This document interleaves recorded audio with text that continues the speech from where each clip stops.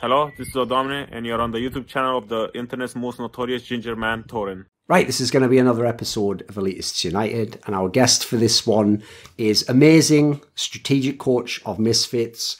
Also was like top 4 at Worlds in Origin, won the LCS, you know, he was fucking around making like finals in EU LCS, so a lot more than just kids who stream. Good intro. But to be fair, some of those kids are in Challenger right now with more LP, so who really wins? I'm just going to say it, you know, on the scales of things, who really... It's hard to tell. It's 50-50 for me at the moment. Amazing. I don't know which way I'd go on that one. Honestly, I would trade my titles for the LP right now. I'm in that boat.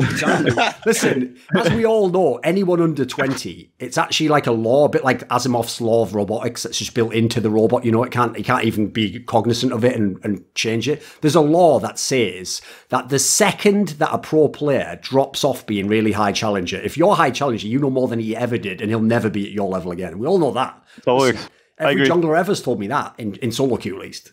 Yeah. I mean, a funny anecdote to that, actually, that I remember. I had tryouts in season 8 for Schalke, actually. And when on Spring Split, when I was like casting and like doing a bit of analysis for like games, I was challenger. But I dropped to Diamond 2 over the course of like the off-season because I was like trying really hard. I was like trying to play the game right, trying to play the champions that are meta. And I still won a tryout against an unnamed 670 LP challenger rookie. So he's probably just choked or something. Didn't even shit his pants. I mean, potentially, but it's like you know, if you think about that, you know, like the whole argument about like ELO and LP, if you translate like individual play in solo queue to professional play, it doesn't always hold up. There are certain scenarios in which it does, which is, for example, if the champion pool matches. For example, if like challenger, I mean, as in like your own champion pool and the champion pool in the actual scene like matches, so you play the same champions, then it can kind of translate. If your playstyle is kind of the same as the scene, like basically it's like showing, then it can kind of match up.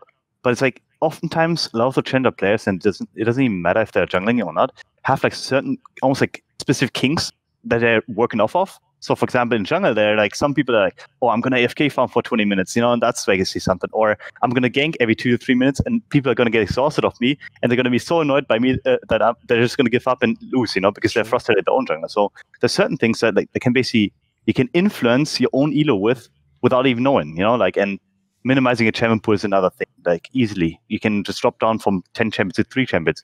You're immediately gonna be like maximizing your output. So there's so many things that you can do, and like people just think that ELO equals professional scene like ability. I often give the analogy like this. The person who's only played in Challenger and solo queue, because obviously that's his whole world, to him that is everything, right? They think, right, if I'm a really high challenger, that's like 95% of being a pro. It's like, man, that's probably like 30%. Like, you don't have any of the mental fortitude. You don't know anything about working with your teammates. You'll be fucked the second the meta flips to some shit you don't like. Like, all I'll say is, I'll guarantee you there's a million people right now in Season 10 with mechanics that'd make Xmithy look garbage if he was playing solo queue. But tell you what, put that player against like some Korean team behind in the jungle like 10 minutes into the game with like 1 winning lane. Like, let's see how you do, mate. Go on then. We'll start the timer now, and let's see who holds up in this game. You're just going to be broken instantly if you're that player. Like, you don't have... That's not even a world you've ever seen before. If that was solo queue, you just tilt and fucking just go next, wouldn't you? You have to just stay locked in that shit.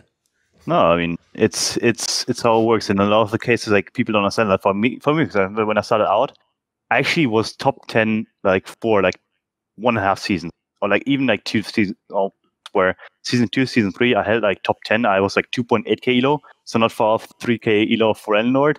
So it's like at that point I was really high elo, but did I know anything about our competitive play? Was people like Citizen Wayne showed me I didn't know anything, you know, and he was like go. So there's so many things that I still had to learn, and even junglers like Sandfish were already like potentially declining at the time. Even junglers like Balluno, like those guys, yeah, they were just destroying me in competitive because I didn't know anything. I didn't know how to pressure lanes correctly. I didn't know how to like stay behind cover lanes properly. Like, there's so many things that I just didn't understand, and as time goes by, you will understand them, and we will learn them. But to begin with, you actually don't even know about them. You just think that, hey, my elo being high means that I'm good at the. I mean, that is a fundamental principle of learning, is that you don't know what you don't know. Anyone who think, by the way, any fan who just hears that and goes, that's obvious, it's like, you also haven't thought that through. Like, that's actually an example of where, like, it goes as deep as you can go, mate. If you can't go any deeper than the surface, you'll be stuck on the surface. If you can go deep, that sort of shit has, like, insane levels to it. So, right, anyway, if, as people might guess, one of the reasons that we had the idea to have you on this episode is there was obviously this recent, I'll say discussion, but, like, it was really like, it was sort of like the beginning of a discussion and then just a mudslinging fight into drama, into like a million people trying to repeat the beginning of the discussion and then just go with whichever side they wanted. Like, I would have liked to have seen the discussion, hence this show. So hopefully on this show, we can actually unpack these ideas, we can get into them. And I don't actually know where Veteran comes down on this. Like, I think it was implied that you like actually disagree with Amazing on some fundamental elements of it, right, Veteran? Yeah, so I need to understand exactly what it is he's saying in his tweet. So we're going to get it all defined. I just want to set it up. It's not like we're just here to say Amazing. Like, everything you say is right, mate. Tell us more. Like, I mean, we'll have a discussion. So for me, the implications of all of the recent changes that have been occurring to the jungle since preseason has been that we return to more of a farming jungler oriented meta, as opposed to return to more of a heavy ganking, heavy laner interaction meta, which Amazing seems to think we're in. However, the question, so the initial tweet that you made was one where you said that jungling's become so fast-paced over time. But then you that could be a statement about the state of solo queue. But then you responded to your own tweet there with talks about the balance changes, right? And I think balance changes have inherently ended up creating a meta where you see Karthus one tricks, Graves one tricks, being the creme de la creme. And that's not because punishing laners has become such a big deal. It's because that's being disincentivized, and it's very difficult to punish farming junglers like it was before. Stuff like the removal of rubber banding means that jungle XP leads now stick. Increased camp timers means that counter jungling is actually somewhat less effective unless you have two losing side lanes and a losing midsection, in which case you can't trade camps, because by time of reset, after ganking for pressure and trading camps, you will essentially have camps spawning on your side anyway. It's very difficult to punish a heavy ganking jungler unless the draft has been completely scuffed. So for me, it's not a question of like perfect play to make the fine junglers work. The play has to be so imperfect to punish them so heavily that it's borders on very, very unlikely. Right. Let's do this then. In case someone just isn't aware, they know tangentially what we're talking about, but they didn't see the tweets, they haven't paid attention. They just know there's some drama between you and other people, and people are arguing and disagreeing about jungle. But state what the basic premise for you is on this Amazing. Like, what is it about the jungle that's concerning you or is an issue? And like Veteran says, just be specific. Is it about solo queue play? Is it about high elo solo queue play? Is there any pro component? Give us kind of your initial premise.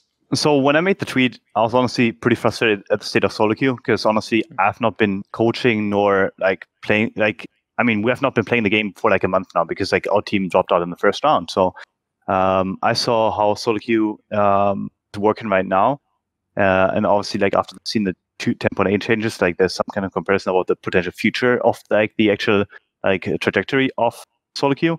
But to me, and that's basically what solo queue is about. It's like, you want to pressure as many lanes as possible, just run on lanes and you probably get kills. And that's kind of like the tension that I went off of, and the frustration I wanted to voice. Because a lot of the jungle changes that have been happening the past couple of years have basically brought up like certain issues in the jungle. And that's something I've just seen as a trajectory over the whole like last 3-4 years. I think ever since 2016, I think it's been like really detrimental to the jungle, because we're implementing so many changes that are basically helping junglers be less mindful and more brain dead. So certain things like the global timer of camps. You have the global timer of Drake and Nashor. You have basically like as in on the screen. Yeah, you have at this point you even have the 15-second timer at the bottom in the minimap, where you can basically see, oh, that camp is running 15 seconds. I don't even have to time it anymore.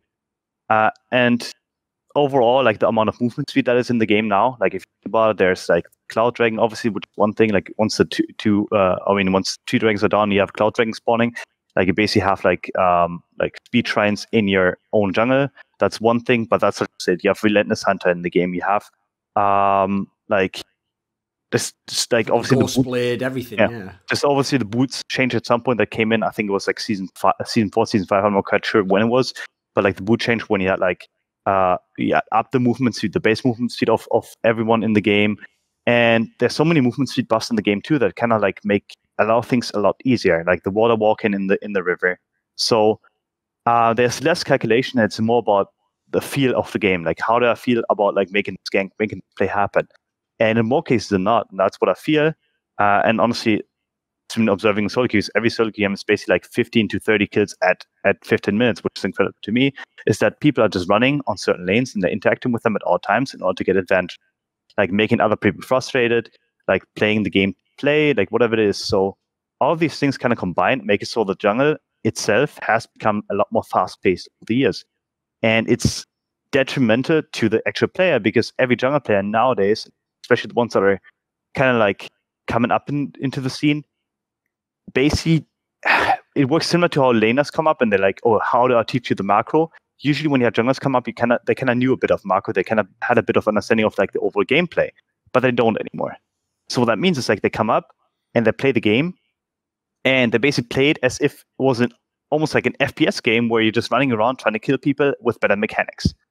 So is that something we want to achieve? And I'm honestly a huge opponent of that because I don't think that the jungle role itself has to be dumbed down to make it more available to the public, or more available to everyone, and should rather be like explained maybe potentially better, like have certain things come in that basically allow the jungle to be as thoughtful as it was before, but just make it more habitable for everyone else. Like so certain changes, like the machete change there, where if you fall below a certain amount of HP, you can now get more reach and these kind of things I'm okay with.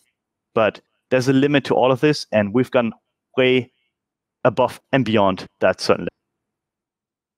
So, what do you think about this, Veteran? Because I'll tell you right now, as a complete layman, I can definitely see both sides of it to some degree. But one area when Amazing's talking right there that I immediately am thinking of in terms of like the trend of changes is, right, I'll probably do a whole piece of content on this because I think it'd be really interesting.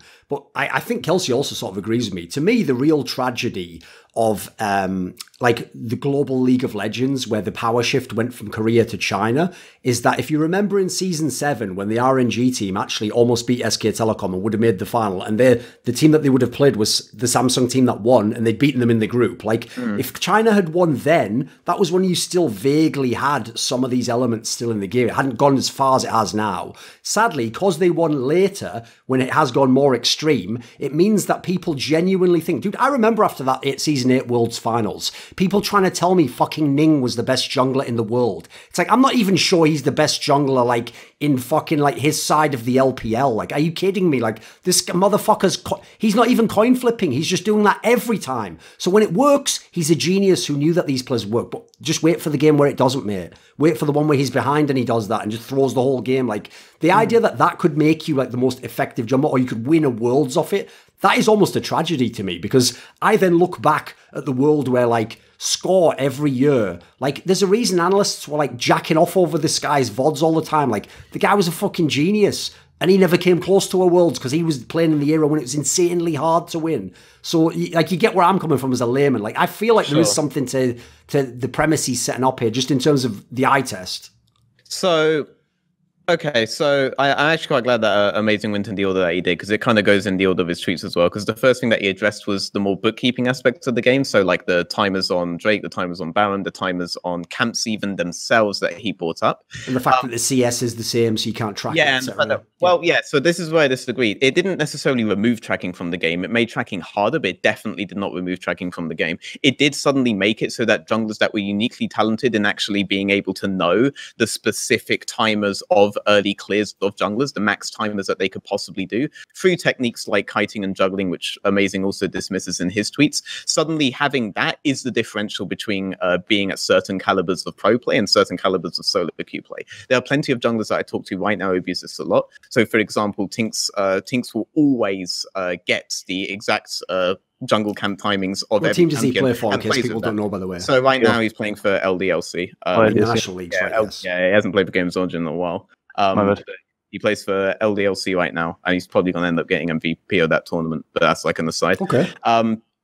But in the terms of early clears, you can know what is possible from the enemy champion, and you can know based upon what they do when they show the paths that they ended up taking. And from this, you can paint in the next 2 to 3 minutes a picture of what the map is going to be and where their most appropriate path is going to be based on that. And if they don't do that appropriate path, you know the windows that you can abuse based on camp timings. Seeing that a camp's going to spawn in the next 45 to 15 seconds shouldn't be something that you need to be able to see for this. And you're not going to see this for enemy either. So you are still rewarded for effective jungle trade, even down to stuff like knowing where they leash or clicking on them when they first come out so you know which buff they did, because you can see the debuffs on the top left when that happens, or clicking on camps so that you see which levels the camps are so you know to adjust path. Say that you figured that he did like a full camp to bot side with Wolves Race, but in fact he actually did Krugs. You can tell that through effective first clears. You can still know a bunch of really finite details in the game that will paint a broader picture of what their optimal should be soon, based on their champion and based on champion matchups in lanes, and then play around that if they don't opt into that. That's when you know the windows. So I disagree on the idea that like jungle tracking somehow being removed because these bookkeeping assets being removed. Like, did the jungler really have to be the one to track a lot of this stuff? We know in other regions that wasn't always the case. Mata was the one that did the bookkeeping for his own junglers, for example. Did it inherently make you a better jungler to be doing the bookkeeping yourself? That in and of itself is kind of up for debate, but I don't think removing the bookkeeping removed the jungle tracking element. On the idea that the game is now faster, I think the biggest thing for that, and I've kind of disagreed with people on this in the past, wasn't to do with like removing vision. I actually think it was the introduction of Scuttle and then the up in value of Scuttle. Scuttle in terms of XP and gold is insane now. You can see that. And it's part of the reason why, for example, mid priority is such a big deal right now in pick ban, and why Azir Blind has become such a dominant pick. Because if you're able to secure mid jungle control and secure river contests for Scuttle, you will put yourself ahead of enemy jungler in a way that they don't actually have a method of trading back, right? And that's a really big deal right now. And this forced early skirmishes when it happened, and I think that's what forced the early skirmish meta a bit more so than the removal of vision. I think the removal of vision on its own would theoretically force a staler meta, but because they did that in tangent with the addition of Scuttle, we ended up with more early skirmishing, and that's when China and Europe started being able to contest, right? I mean, there are two ways to think about it, I guess, about the whole vision removal, because I do think like it could potentially create stellar metas, but if you think about it too, it's basically more about educated guesses, I guess, because at that point you don't have quite the knowledge, you just have to take educated guesses. So you more likely going to play with priors because that enables you better educated guesses. So, for example, if you have mid prior, that means the enemy can't react. So it's not even educated guess, it's just 1 or 2-0 play. So you will play for the cap, you will play for the invade. So it actually made the windows of attacking certain areas of the map like basically a slight, maybe even slightly more defined or more clear for certain people, that like, if I don't contest this mid power, that means I lose this area of the map and I have no way to recover it because vision is limited. I can get in my own jungle, I can't track it, I can't put certain wards in my jungle. So I think it's both a scuttle crab, because I do agree this early skirmishing has been like part of it, but I do think that the vision removal doesn't allow you to create defensive vision anymore. Put a pink ward down in your jungle and the enemy's jungle spots it after an invade, well, it's gone. And that's basically most likely going to be all the vision you have, because you're running with a lens, or if you're even running with a ward, like potentially speaking, it could also be pink. So I think the amount of wards compared to before influences it, but also like obviously scuttle change made it so that early skirmishing has become a lot more. I'll even throw in there, listen, one of the rare times you'll ever hear me literally try and talk about something I do in the game. Like, everyone knows, right, all I do when I play League of Legends, I don't actually play League of Legends, I just play Pike into everything at all times, and I don't give a fuck. And I'm in super low elo, by the way, I don't give a fuck. It's hilarious. And I'll tell you one thing that I think is absolute bullshit, and I do it myself, is obviously I just build that fucking Umbriel thing that everyone does first. So when I'm roaming, I'm just fucking everyone's vision up 24/7. No one has any vision. And I'm not even doing it intentionally. I just accidentally, if I hear that little ting, it's like, well, even though I might be on my way to a gank, it's going to be really tilt-worthy for the guy who's put this pink down if I just kill it now. So fuck it. And obviously you kill it way faster as well. You don't have to do 5 hits. Like, I get why they built that. Like, it has some benefit, but like, that in itself feels like absolute garbage in terms of what it's done to the game. I don't even like it and I'm abusing it. Yeah, sure, but like if you're making a play for vision on one side of the map, you're still giving the enemy information about where you are. Yeah, sure. That, right. So that's something that they can add into the structure that they already have of what they think is on the map. No, of course. but that in itself, like, and that's actually, I guess partially a major point of the game right now is that even if you have certain information, like as you said, right, you shown vision, you're like, okay, that's it. Actually, if the information is given at the right side of the map, for example, I mean, honestly, bot-lane centric meta has been predominantly used in like a lot of regions for like the past couple of years. The only ones that have basically been diverging from it is basically like, I guess, LG at some point when they're like, oh, we have strong soul lanes, so that's what we're going to play to them. But most people have actually like accepted that bot lane centric metas are basically the dominant form. So even if you take that and give that information, if you're like, okay, I'm going to roam river, I'm going to take that vision on the bottom side of the map. Like, what is the counterplay to that? You roam top, you try to go for the herald. Like, if bot lane has push, for example, because of it, well, they can roam to herald too. So there's so many things that are like, information given doesn't equal a counterplay anymore. It just means that you lost something in a lot of the cases, and which is like something that accelerates the game even further, where you lose one side of the map, suddenly you're dove bottom, and you have to give up 20 CS or like whatever it is. So the beauty of the game in that kind of regard, and that's like obviously a tangent I'm gone off of, is that it used to be like, okay, people make a mistake, it's clear that they made a mistake, that's what that we can abuse that. But now it's like they make a mistake and it's not actually a mistake anymore, it's just something they can utilize in order to get more out of you than you can get out of them.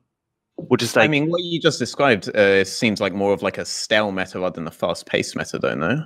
Would you say so? Because I do think, like, if you think about it, like, I mean, once you get bot prior, once you have the bot push, you, for example, roam into river, like, sure. that means immediately speaking, like, you can start the herald, and it's like, there's no contest for you. Like, how are you going to contest a 5v4 potentially, or even a 5v? So, like, every action that is like basically done in mana advantage plays is basically so dominant now that there's like actually less counterplay to it, which enforces like people to match that immediately, because they're like, okay, we lose this, there's no counterplay for that, we can't do anything about it, so we have to react to it, which creates immediate like interaction in the game. We've seen this last year, for example, when like this herald swap, and I didn't quite believe in it, like I was part of it in A, when people kept swapping for herald, and I was like, 8 minutes, this can't be 10 minutes, this can't be the play, like Dignitas can't get away with this every single time. But if you didn't match it, you suddenly lost the whole map, because once they have tempo, it's really, really hard to recover it. And that's like, that creates, like, that whole thing of the tempo creation creates this whole interaction, because you have to fight them.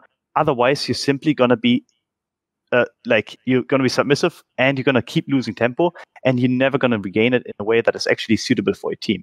And I think that's where, I think, the brain of the game, where, for example, if I think about my origin, like, or if I think about the origin days, for example, too, is like that at that point we're like, okay, give them tempo, let them do whatever they want to, we're going to outscale, or we're going to scale in other areas.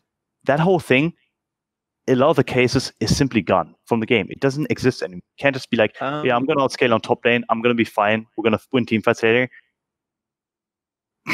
So the superior scenario to actually swap is generally based around top priority as opposed to bot priority. Like, if both bot laners reset at the same time, whichever one has top priority wins. If enemy bot resets first, and you don't have top priority, then you have to enter through lane as opposed to enter through river, in which case you are not able to succeed in getting top priority, and you can be contested. So it's a bit more about top priority here. But say we're in a scenario that you're talking about where you do the 10-minute herald swap, and you then say that the enemy team has to contest. Well, theoretically, in this scenario, they're playing with a top laner who isn't winning the lane matchup right now.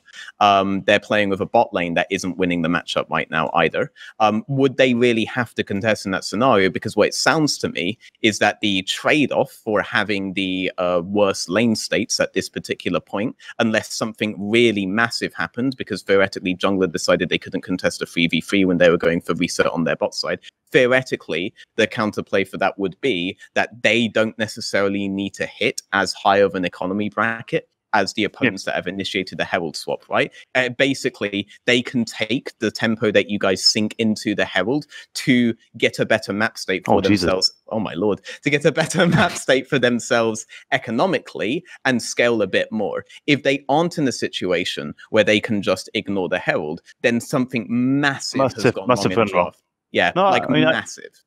No, I agree to a certain extent. I do think that, like, it's not even I'm thinking it. Honestly, from seeing it in Crimson, seeing it in solo queue too, is that certain things like can be threatened all the time, right? For example, once you have mid pile, like, or if you have mid pile, that means you can threaten like sides all the time. If you have bot pile, you can threaten the mid roam, you can threaten the herald roam. So certain players in the game like are just more valuable than others, a lot more valuable than others. At least that's what I see in scrims. And it's like, I agree. There's no thought process anymore, because like once you show and you like, let's say you clear the couple camps and then you walk mid lane, you get the pile. What is the enemy going to do against that? Like they have to contest that very point. If they don't contest that very point, they won't regain it, because then you have vision, like potential vision in the jungle. They can't contest that. Then you can roam back to mid lane, get the next pile. So the only way how to counterplay that in general is like basically you have to interact with it at that very moment when they create the priorities. Mm-hmm. If you don't do that, you basically are going to be on the back foot for a longer time than for a lot longer in the game. And unless you heavily outscale, unless your economy is basically heavily, I mean, if the enemy has to get way further than you do, like you're never going to regain that in a competitive sense where you're then on the same foot again. You're never going to be on the same foot again. You have to wait for throws, which is like, which is like the whole Chinese like approach where, sorry to disrupt you, but like the whole Chinese approach is basically keep brute forcing. And at some point, either the enemy is going to make a mistake, or they're going to have lost so much in their economy that they're not going to be able to regain it. So, is that what we want in the game?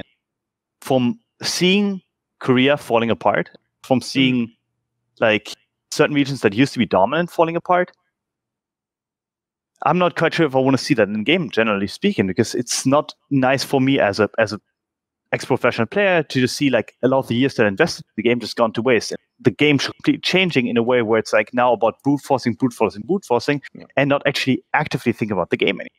Because it's in a lot of ways more just better to just walk mid lane, get the prio, walk sideways, and you're suddenly going to be in a win. So if you... By the way, Veteran, just as a quick note, whenever you're answering, like if you talk about what is possible, what you can do, like how you can counterplay, etc., just as a layman, do this for me. Yeah. Make sure you state whether you're talking about something that is theoretically possible, but has a high burden of execution, and a normal player, even in Challenger or like fucking Masters, might not do this and probably doesn't, or something that actually practically is the trend. Like, listen, we can get a million coaches that can tell us what you can do in the game, and their own players can't do it. You know. Yeah, but like so for example, the scenario I'm just talking about is basically why Fnatic Rising had such a hard time versus Kick, right? Because they were opting into neutral objective contests permanently with a superior scaling composition instead of just accepting it and resetting map state on mid, top, and bot while they were crowded for Herald, for example. Now, if you're in that scenario and they are forcing topside on Herald, yes, they will get first reset off, but it's not like they are going to be able to immediately dive you on bot side either. You will have two good map states and two good lanes for those minutes, then they'll have a really strong map state on top, and then they will be ahead of you on resetting bot map state for top map state. But that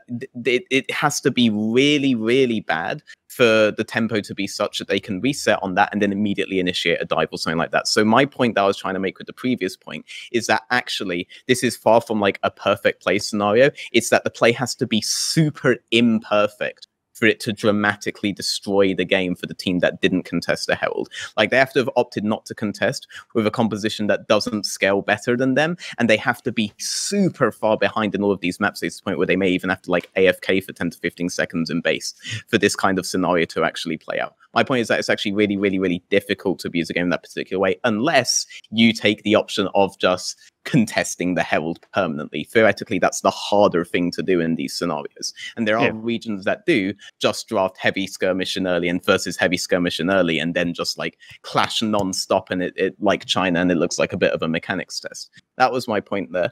No, I mean, no, I can, no, it's a reasonable take. Like, I think in the end, it's about, I guess maybe it is about like stylistic choice. Maybe it is something like people have to figure out for themselves. But yeah, like, what would you actually say right now? What is your take on scaling versus early game? Like, what would you draft? Like, what is your opinion? I'm really glad that you like clarified that your tweets came out of your solo queue experiences recently, because as of 10.8, so here's a really good way that I like to describe the differences between like 10.7 jungling and 10.8 jungling, right? Is that on 10.7 jungling, if you were a jungler that wants to do a 5 camp clear into Scuttle contest, and the enemy jungler is a jungler that does a 3 camp clear into a gank, based upon XP share, the jungler that did a 3 camp clear into a gank will actually be ahead of the guy that did the 5 camp clear. As of 10-8, that is no longer the case. As of 10-8, you can get away with doing the 5-camp clear into scuttle contest. If he did a 3-camp clear plus he did a gank, he will actually be behind you. He'll be behind you, and because there's no rubber banding mechanic anymore in the game, making but those did you calculate that correctly? Yes. Because there's an XP. I actually did. I've actually calculated I can actually share a spreadsheet with you after this. I mean, I calculated too, like mainly for the XP values, like of I mean, so pre 10-7, you maintain parity with as a jungler with laners until 14 minutes into the game. So this is not like jungle ahead of jungle. If you're just AFK farming jungle on respawn, you will maintain parity until 14 minutes in the game. Now with the level 9 changes of accelerated XP there, you theoretically get rewarded for hitting level 9 faster as well, which is actually 1 point Ellis brought up against. But do you like? Okay, so to intercept that, like, did you like when you read the jungle changes, right? What did you take away from them? Like when they said because it's not actually about the jungle hitting 9. The jungle, it doesn't matter if the jungler is hitting 9 or not. But it does matter if the jungler's level is high because the average team has to. The average level of the team has to be at a certain point. So yes, technically speaking, like I mean.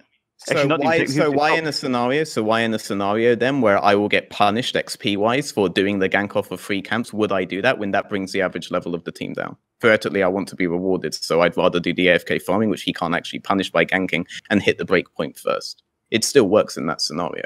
Because the other thing is that they reduced shared XP changes on 10-8. The def changes. They reduced shared XP. It's 20% less now for shared XP on assists on lanes. That's the big thing that changed on 10-8. So the kill doesn't snowball as much. No, the kill, individual kills, like if you do 1v1 kills, they will still really snowball. They will snowball even harder now, like compared to before. Whereas shared kills basically mean it so like you will get less experience out of it. Yeah, so on a gank scenario, if you get a kill out of that, you actually have a lot less XP than you did beforehand, to the point where it's actually better to just go for a 5-camp clear and you don't care if the enemy did a 3-camp into a gank. You'll actually be ahead of him. You'll be ahead of him.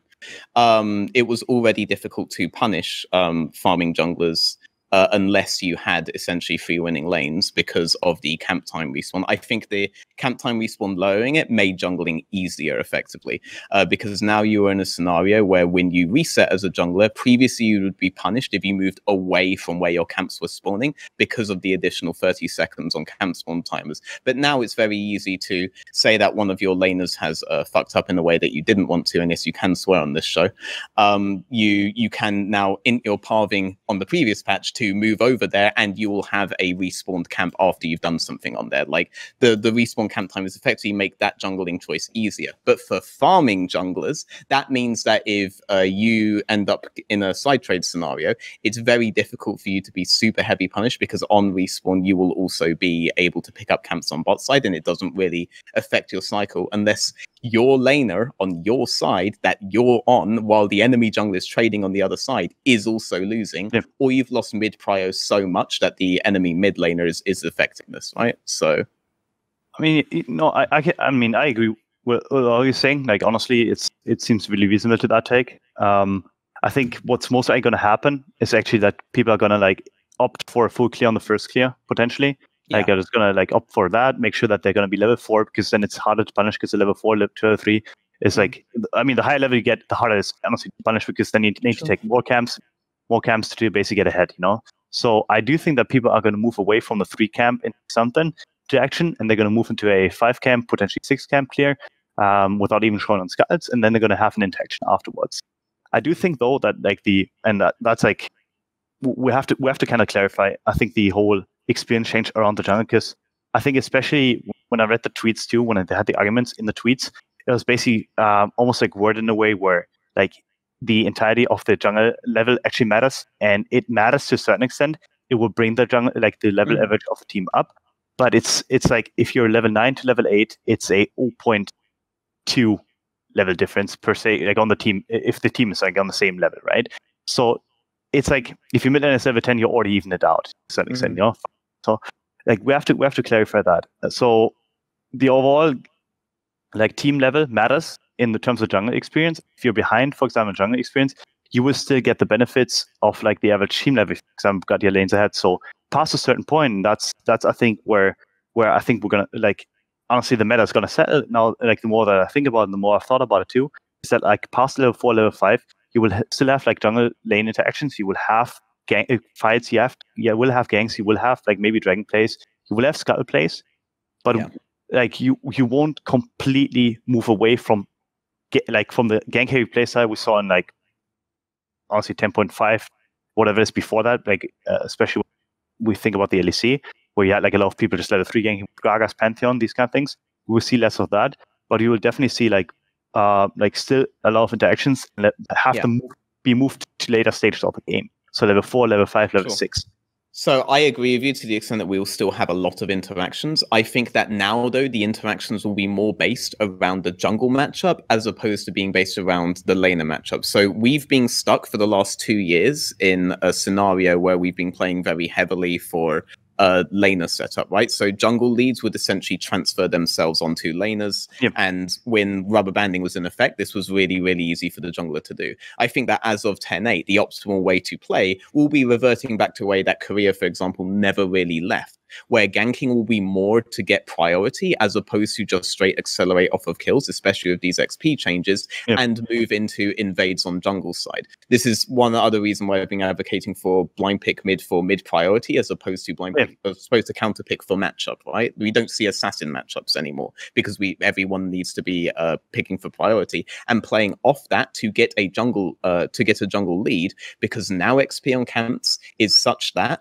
junglers can keep up with laners, but there isn't such a massive comeback mechanism for junglers anymore in the form of rubber banding, etc. So if you do choke out the map in this way, it will be better to play for jungle camps, right? Yeah, no, I think it's really efficient to counter jungle right now, honestly. Like the more I've seen, which is why I think a lot of people were so confused by the Grace Jarvan matchup that was like kind of featured where Llama got absolutely destroyed the things. My boy. And it's like people try like, which is what was crazy to me, that they try to spin it as like an argument against like for what I tweeted and like against what I tweeted, like, and it's like, specifically speaking, if you take away camps from the enemy, no matter what meta you're in, sits rubber banding meta, obviously, like it will really hurt the enemy jungler, especially if they lose the matchup. So now it is more punishing than before because you would have like certain scaling in the game. That's there, you know. But like if a Grace invades you level 1 in a horrific matchup where you play Jarvan into Grace, where if you lose the level 1 fight, you're out of the game. Well, that would have been punishing level like season 4. That would have been punishing 5. That would have been punishing every single year of League of Legends. Besides maybe even season 7, even in season 8, you would have seen a lot of level 1 invades that basically resulted in like a jungler just being behind for like a lot of the game. So it's actually like bringing specific examples like this, and like we have to be put in context. You know, like Grace, for example, is a really strong meta champion right now. He will be able to level 1 invade, which is basically something that I think is going to be like something people will be pursuing in the meta, where make sure that you have a strong level 1, make sure you can be taking camps from the enemy, make sure the invade potential is correct. So will we see a complete meta shift into the farming style of champion entirely? So I will say I agree with you to the extent that like you would be able to get a lead in a lot of those scenarios anyway. I do think rubber banding would mean that it would not be anywhere near like a 4-level lead. If anything, he may only actually be 1 level behind for a very critical decision that he made, because a lot is being made of the level 1 late invade, right? But the biggest issue for me of Llama Bear was when he cleared bot side camps, and then after the initial contest on bot side, he resets and then moves back bot side. When Graves sees that and Graves into his top side camp, the game is completely over. Yeah, you can't do that anymore. Point. The game wouldn't be completely over last year at that exact point. No, he could have just... He would use the next respawn camps to rubber band back, right? But he hasn't got that option anymore. So yeah, so that would be the... I've got a question for you, right? Again, I'm coming from the Peanut Gallery hot here, boys. So I appreciate it. So I have to... It just means I might not even understand what I'm saying myself, but I'll give you the basic premise, right? So good. So I enjoy Ellis's content myself. I've known him for a long time. So I try to find out what he thinks, because I know it's going to be different to a lot of other people. So I want to see where's everyone at on this thing. So here's one thing I don't understand, is if the premise is that Amazing is totally wrong, because in solo queue now, which people are building the premise because he's not at the top of Challenger, he doesn't know solo queue and he's thinking from his old school pro play, then the logic goes, right, that LS said that the game wouldn't be about ganking all the time. It would be about power farming, and that actually now now, as you're alluding to, Veteran, power farming's even more essential, effectively. Like now the gank is less effective. Now contrast and explain how that can complement. And if I'm wrong here, someone like LS, feel free to correct me if I'm wrong on this, but this is as far as I understood from what you were saying. So maybe everyone else is smarter than me and I'm an idiot, but I think I usually know what you're talking about. He also simultaneously, didn't he also believe that the reason why, like, Lee Sin is a classic example, one of his Sinner champions, he says that's great in solo queue because all the laners just make mistakes and therefore you get all the kills. Well, wait a minute, which is it? Like, are you power farming a Lee Sin? Is that the way you play? No, that doesn't make any sense whatsoever. But that's the problem when there's not someone like me in any of these fucking chats, unfortunately. Because everyone else just sits back and goes, well, I don't like LS, so I'm just going to argue my side only. Or they go, well, I like LS, so whatever he just said, yeah, let's just ignore the obvious contradiction in what he just said there. So, like, give me your thoughts on this, Veteran. Like, immediately, there must be something to that. Yeah, I mean, so for me, that would be a 10-7 v 10-8 thing, right? So one thing that I do think he's kind of correct on would be, and I do say kind of, would be that it's a laner interaction issue if a champion like Lee Sin is able to get heavily snowballed. This does put a bit on the draft as well when it comes to this, which is why it might not be as applicable to solo queue, for example. Right. He's kind of right about that. The thing is that this is why I wanted to bring up the 10-7 versus 10-8 XP stuff, right? When it comes to shared XP changes and when it comes to it would be nice if people could have done that on Twitter. They made it just sound like we were talking about 7 years of jungling. Look, nothing on Twitter, especially in certain areas of Twitter, is ever going to get to a proper serious discussion, right? But on the last patch, theoretically, yeah, Lee Sin can do all that. It's just on this patch, even if Lee Sin does get all of that stuff off, theoretically, Graves or Karthus will actually be pretty happy with their scenario, unless a shit ton more has gone wrong. So there's actually, like, I mean, I honestly really like the question because I feel like people have a misconception of what Lee Sin actually does. So Lee Sin is terrible as a blind pick because there are a lot of champions that are just like working really well into him. If you blind pick Lee Sin, you're going to be running into Rek'Sai, you're going to be running like, I guess, even Grace to a certain extent, or like AFK farmers are decent against Lee Sin because Lee Sin actually is not an early game champion anymore. And hasn't been an early game champion since, honestly, Season 4, where you could just gank level 3 and hope for the best, and that's it. Even in Season 5 already, like, he was already moved to a, like, slightly scaling champion where you have to get a certain amount of AD on your champion to actually make an effort. So level 6 spike was actually a real thing for Lee Sin. It's not the early game playmaking that's making Lee Sin like a strong pick. It's like the ability to sustain, the ability to take dragons on his own, the ability to farm and like actually be fine in the game and have a certain level 6 spike that is basically outdueling every other jungler in the game. So like that is like an entire misconception. I think Lee Sin has been dominant in like LPL, for example. Or like, I mean, not as much in playoffs, but like it was pretty good throughout the regular season, is because his skirmish ability, especially after the 6, was just so explosive that the enemy jungle couldn't match his ganks anymore, or the enemy jungle couldn't match his place. So you had to give up priority. You have to give up your jungle to basically give Lee Sin space. So that whole thing is like a misconception. I think Elise is a better example of like certain things that work in certain regions and don't work in other regions. Like Elise is like terrible in Korea. It has been terrible in EU, besides like certain players that can still make it work. But it's been like pick or ban in LPL, for example, because level 3, if you dive and you die. There's nothing you can do about it if the wave is stuck. They actually pick it in LCK, no joke. Even like with like mids that don't even have like any synergy with it whatsoever, and then don't even gank. It's unbelievable. Yeah, like So I agree with you. Like classing Lee Sin as like a just purely an early game pick just makes no sense. Like a lot of people. So Lee Sin used to be a champion that people would famously say no one has ever said that this champion is like unbalanced, right? Like you just get outskilled. Nowadays, no one says that anymore. You just get one shot by this thing 25 minutes into the game, and there's no fucking counterplay if you got the flank off, right? Yeah. The champion has a lot of power. I like that you talked about the level 6 spike because I immediately think of, for example, the Trundle Lee Sin matchup. People pick Lee Sin into Trundle not because Lee Sin's early game is really strong into Trundle. Trundle's early game is stronger than almost any jungler in the game's early game, even the normal counter picks like Graves, etc. But because Lee Sin on 6 does have the burst to win out in 2v2, 3v3 scenarios where he matches Trundle. In terms of neutral objectives, you're right. He's a strong neutral objective taker, and he's also his own peeler on it. Like, you'll very often see Lee Sin save kick around neutral objectives to just deny the enemy jungler as well. They do everything around that. It's a very, very useful champion in late game scenarios, and not just as the pseudo assassin that his power levels have somewhat dictated that he becomes. I do agree with you on the Elise point, but for me, this comes back to like a conversation we sort of had before the show, which is when we had Febivan on, right? And Febivan talked about LeBlanc and how LeBlanc does have a lot of counterplay, and LeBlanc shouldn't be as strong as she is right now. And in fact, that LeBlanc straight up, and this would be the theoretical model of the game, straight up in the theoretical model of the game, shouldn't be effective, right? But my counterpoint to that, and what the reason why Febivan will always pick these champions, and unlike some other mid laners that a lot of people can think of, the reason why I always pick if you do your homework, and you scout any of these teams and you come to the conclusion that Lee Sin can't work, that LeBlanc can't work, that these guys are going to pick everything they should into them and play effectively against them, and they won't have any windows where LeBlanc, Lee Sin, etc. can do their thing, you are inting it as a scout, as a coach, as any of these things that are choices to make your team run. Sure. You are like this, which is why you do still see a predominance of Lee Sin around the world, because there's no way that you view the teams that you're playing against, especially in China, where China's very famous for each team being, we play best when we play this style, so we're only going to play this style and nothing else. All right, each team has their own individual style. If you scout that style, like probably against half of those teams, you'll realize Lee Sin is actually a very good pick, particularly into this team for X, Y, and Z reasons.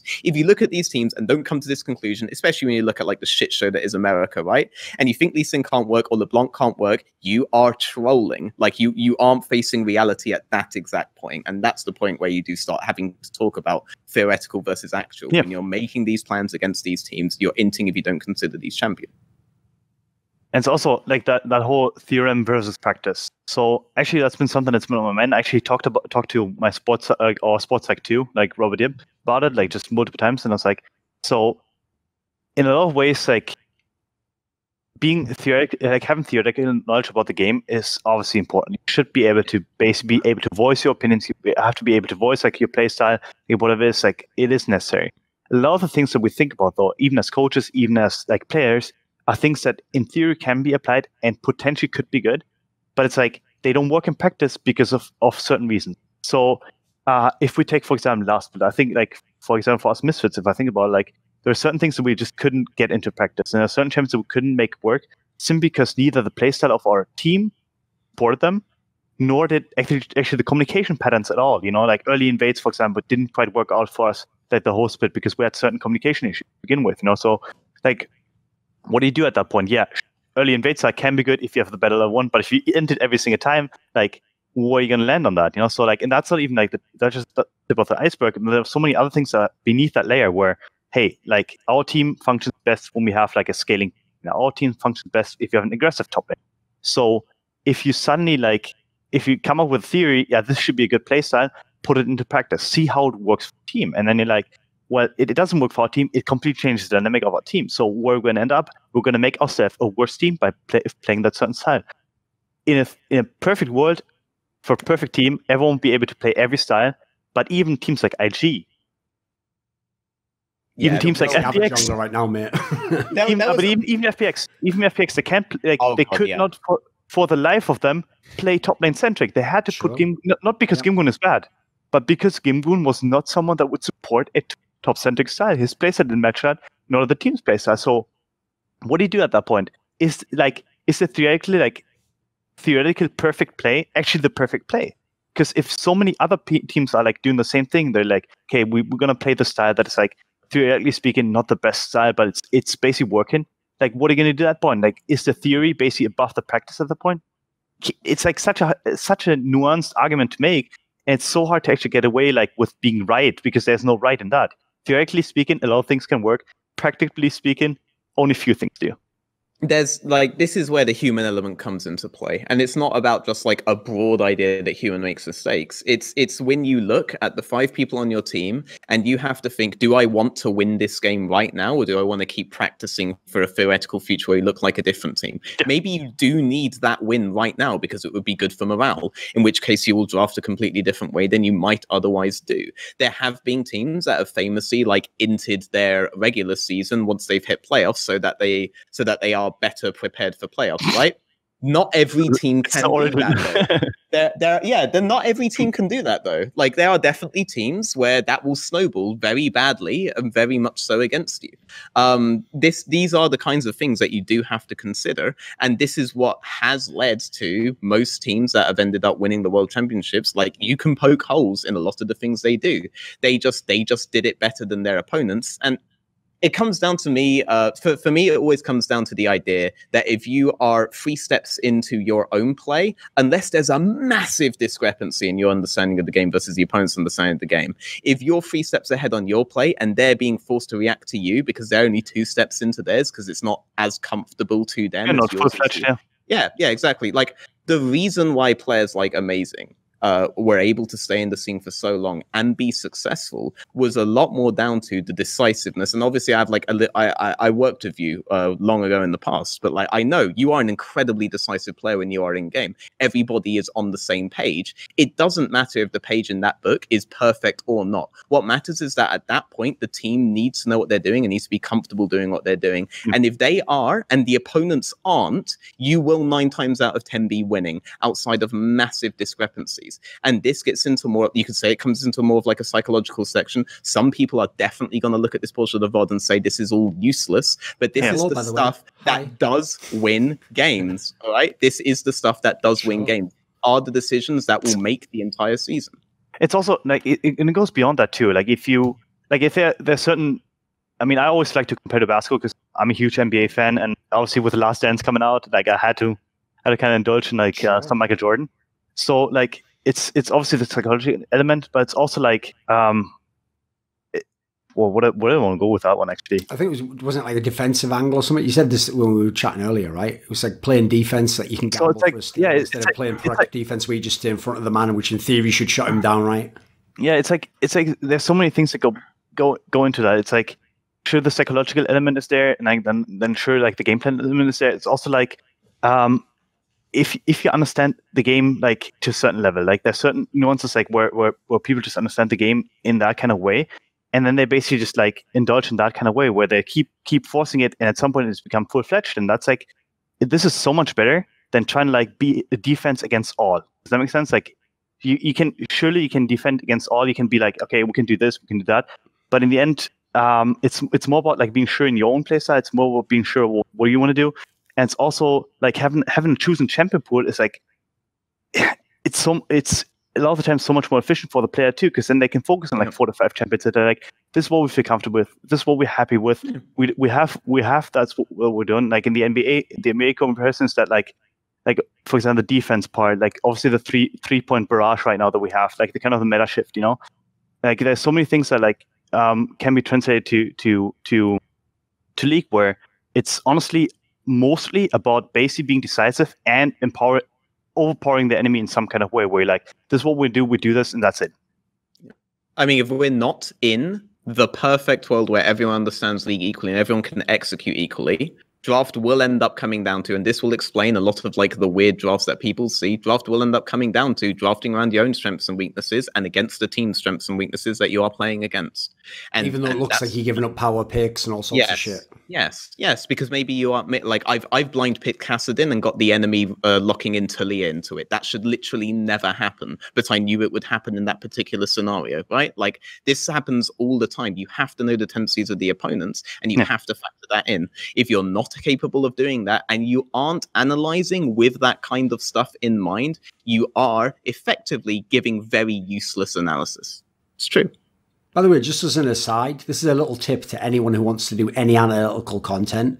Don't ever describe something that's actually quite a complicated concept to understand and then execute in real life and keep using the word just. That will tilt the fuck out of anyone who actually understands the burden of execution. Like, you don't just do this. You don't just do this. Like, what are you talking about? Like, that's like saying, oh, do you want to win a world war? Just invent an atom bomb. And say, what the fuck are you talking about? Exactly. We haven't even started on the process. What are you on about? Like, this is madness. Why don't you just kill the enemies? Exactly. No, it's like, and I mean, obviously, like, the undertone is like that we talk kind of our LS's viewpoint to a certain extent.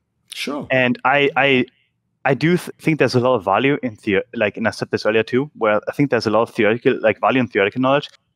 And it's like, it's really good to drive the scene forward. There have to be thinkers that kind of like step aside and they're like, hey, in a perfect world, this is how people should play.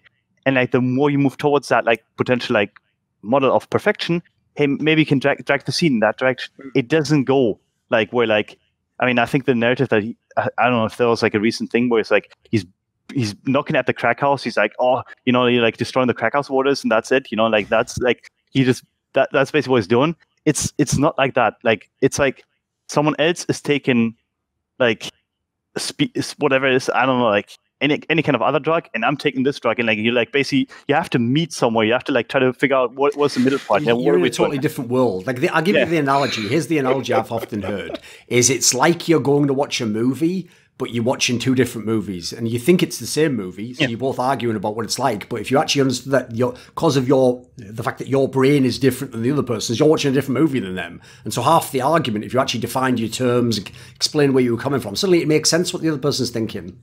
Yeah. I mean, that's basically how I see it too. And it's like, I mean, in his case, it's like, it's a lot easier. And that's like, obviously also for you, veteran, like, it's all easier to be on the outside and be like, hey, like, this is how I think the game should be played. And there's also no ramifications for you to be wrong. Like, maybe your credibility goes down a bit, you know, but then you throw out another piece of content, like, I'd say again, you know? Let's be real, amazing. Almost everyone, veteran included, by the way, in fact, he fucking knows. I've seen the tweets, mate. Everyone who is now a coach in League of Legends was a fucking Twitter analyst in Season 3 and Season 4 doing exactly what LS is doing right now. They knew every draft and what should be done. They would have picked a different champion. They don't know that their top lane doesn't play that. And in fact, actually, he'd be fucked if he played that. And then the jungler doesn't know how to play off that. Like, they don't know any of that stuff. So as a result, without that knowledge, they're a genius. Because on what they do, and this is the worst thing you can do on the internet, is you make the problem as simple as possible. And then, yeah, guess what? All the answers are fucking simple. The more variables you add in, the more complicated it gets. And I would always say this is another problem I have, is aside from like principles, which I do actually like that LS tries to do that. He tries to come up with like a rule that you can apply in many different facets. But in most scenarios, the more variables you add in, there's never one answer. If there's one answer, I'd say actually your process is probably fucked or the game's fucked. It's got to be one of the two. Like in most scenarios, like you're saying, Veteran, you can make many things work in the game, whether they make sense or not. I mean, at that point in time, I would just argue, what are we doing with terms like it makes sense or it shouldn't work if 99% of people make it work? Like, I don't know what we're talking about at this point in time when we go to these extremes, you know? No, I mean, especially like, I mean, from the coaching standpoint now, because like I have been that Twitter analyst too. I'm going to be honest here. I've been that guy. It's fun. Like I do this, especially when I'm a player and I see like other regions. I'm like, what the hell are you doing? Like, why would you pick this in this scenario? And it's like, first of all, like the metas can be different. Like the approach to the game can be entirely different. Like China versus EU, like similar. China versus Korea, pretty dissimilar. Like EU versus NA, really dissimilar. Like it's like, you have like, first of all that, you know, like, so you have, and then that's like just the basis. Then it's like the individual player, like which players do they have they employed? For example, now in our team, like if you think about it, like Razork is like kind of the antithesis to me. It's like, I'm someone who has always been like a control jungler, try to like be decisive at certain moments in time. But I've been a control jungler that tries to like then make the play happen for the team, you know, so supportive kind of like role player almost, you know, and I've made my living through that and I'm fine with it. Like he's the carry type player. So he's kind of the opposite of me. So even if I think a draft is, for example, good, if I think a champion has to be played, you know, he may not be able to make it work because his playstyle is like completely different. So it's like that's another step down. Then it's like you go even further and further down the rabbit hole. You know, against this matchup, what did I do this? And against this team, what I do this? What I feel like doing? And that, like at some point, you're going to end up at the decision, and whether or not the decision is wrong or right is like a whole other topic. But from the outside point of view, it's really hard to be able to objectively analyze that at all because you have no knowledge of the actual situation. Like unless you basically have intrinsic information seen, which some analysts. Yeah, so this is where I like slightly disagree with you, and this is also where probably my biggest disagreement with Alessa. I do think that it is very possible to analyze player tendencies from an outside perspective, and I do try to put that into all of my analysis. And for me, the reason why I hyper focus on player tendencies a lot is because I came from the FPS scene where that was essentially all of your scouting was scouting player tendencies in that regard. And that was really because I'm honestly like my aim is nowhere near as good as like the super high level players. But when it comes to reading my opponents, I honestly think I'm fucking god tier at that shit. And when it came to MOBAs, that was the immediate thing. Right there, by the way. That's probably that's probably that's every comment in the YouTube section right there. That's your copy pasta. That was the immediate thing that I focused on when I came to League of Legends, and I ended up developing my understanding of the game based off of that. And I do think player tendency is something that gets thrown away in traditional analysis as something that is more or less useless, right? Because you start talking about scenarios that then people will be like, oh, but there's so many more variables in this, blah blah blah. So, no, we're talking about an actual scenario that occurs over and over again in this particular team's games. So we have to think about the game, about these particular scenarios themselves as well. And if you take those into account, then draft starts looking a lot different. The team that has the winning draft starts looking a lot different to what it would be in like the supposed vacuum. A really good example of this debate would be when Dom and LS did those two different drafts, and all of like which is ironic because LS normally uses the pro players argument himself. All of the pro players were saying that like Dom had won the draft straight up, and LS like couldn't quite grasp why everyone was saying that, because in his worldview, his draft is theoretically easier to execute. It might not be easy to execute for those teams with their tendencies. In that scenario, I didn't reply to the tweet, but because again, like it's in drafts, it's not my shit. But as a complete layman, I even thought, well, it's funny because everyone's going to think I'm going to take LS's side, that like I'm his mate or whatever the fuck. But I even saw that, and you know they said, guess who picked which side, right? This is before I think they revealed who picked what. I already knew. I already knew that his A1 is 100% LS. I know that in theory, I can see why he thinks that would win. But when I saw that like the other one's FlyQuest and it's slow shot, I was like, they would win this game. I would put, if I had the gun against my head, I'd be taking FlyQuest in that one. Come on. I mean, yeah, like FlyQuest, but I can basically see EG was the one with his ear and all that one, and then the other one that was like all the fucking like sick individual chapters was the FlyQuest one, as far as I remember. Like for example, one thing that Ellis doesn't necessarily consider is that people will go for very int trades on bot side, right? If they know that they have a level 2 option on their jungler. So one big thing that is actually possible in that draft that Ellis wouldn't consider at all would be that Zyra Khan would actually int a level 1, level 2 trade on bot side, trade health unevenly because they know their jungler will interact with bot side before Poppy is able to do so, and pick up kills on there. That is something that pro players do actually consider. And of course, certain teams, they actually go for this happens all the time, actually. This is the premise of ganking, honestly. This is the premise of ganking in pro play. Yeah, so he was in a scenario where bot would simply be a straight-up bounce back at a very, very early point, and he was just purely thinking about it in this way, because theoretically, this would be a really bad trade for them to take. But if you know how all of the players they interact, you would actually expect Trundles to be snowballing very heavily early on from in that draft, and this would create a scenario where it becomes very difficult for LS to play with the tempo that he has, because if LeBlanc then comes ahead of Azir off of the pressure trade on the Rakan, then LeBlanc is just going to repeatedly dive bot side, and they're in a scenario where that shouldn't theoretically be possible. But if you know anything about player tendencies, that is what's going to happen. You can also anything what's going to happen.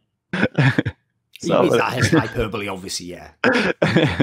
No, but I agree with you. Like player profiles, and then obviously like that whole thing about, for example, trading. Like, who gave me the biggest headache of all the players I've probably ever played or worked with was actually Caps, because like my point of view of the game was so entirely different to his, and in the end, like I guess his has been proven slightly superior to mine. So I guess that's on me, you know. Like, but he always had like certain traits where it's like level 2, level 3. I need to do this in order to win this lane, and I'm like, you're basically in the tower, and I have to babysit you for the next 2 minutes now if you do this.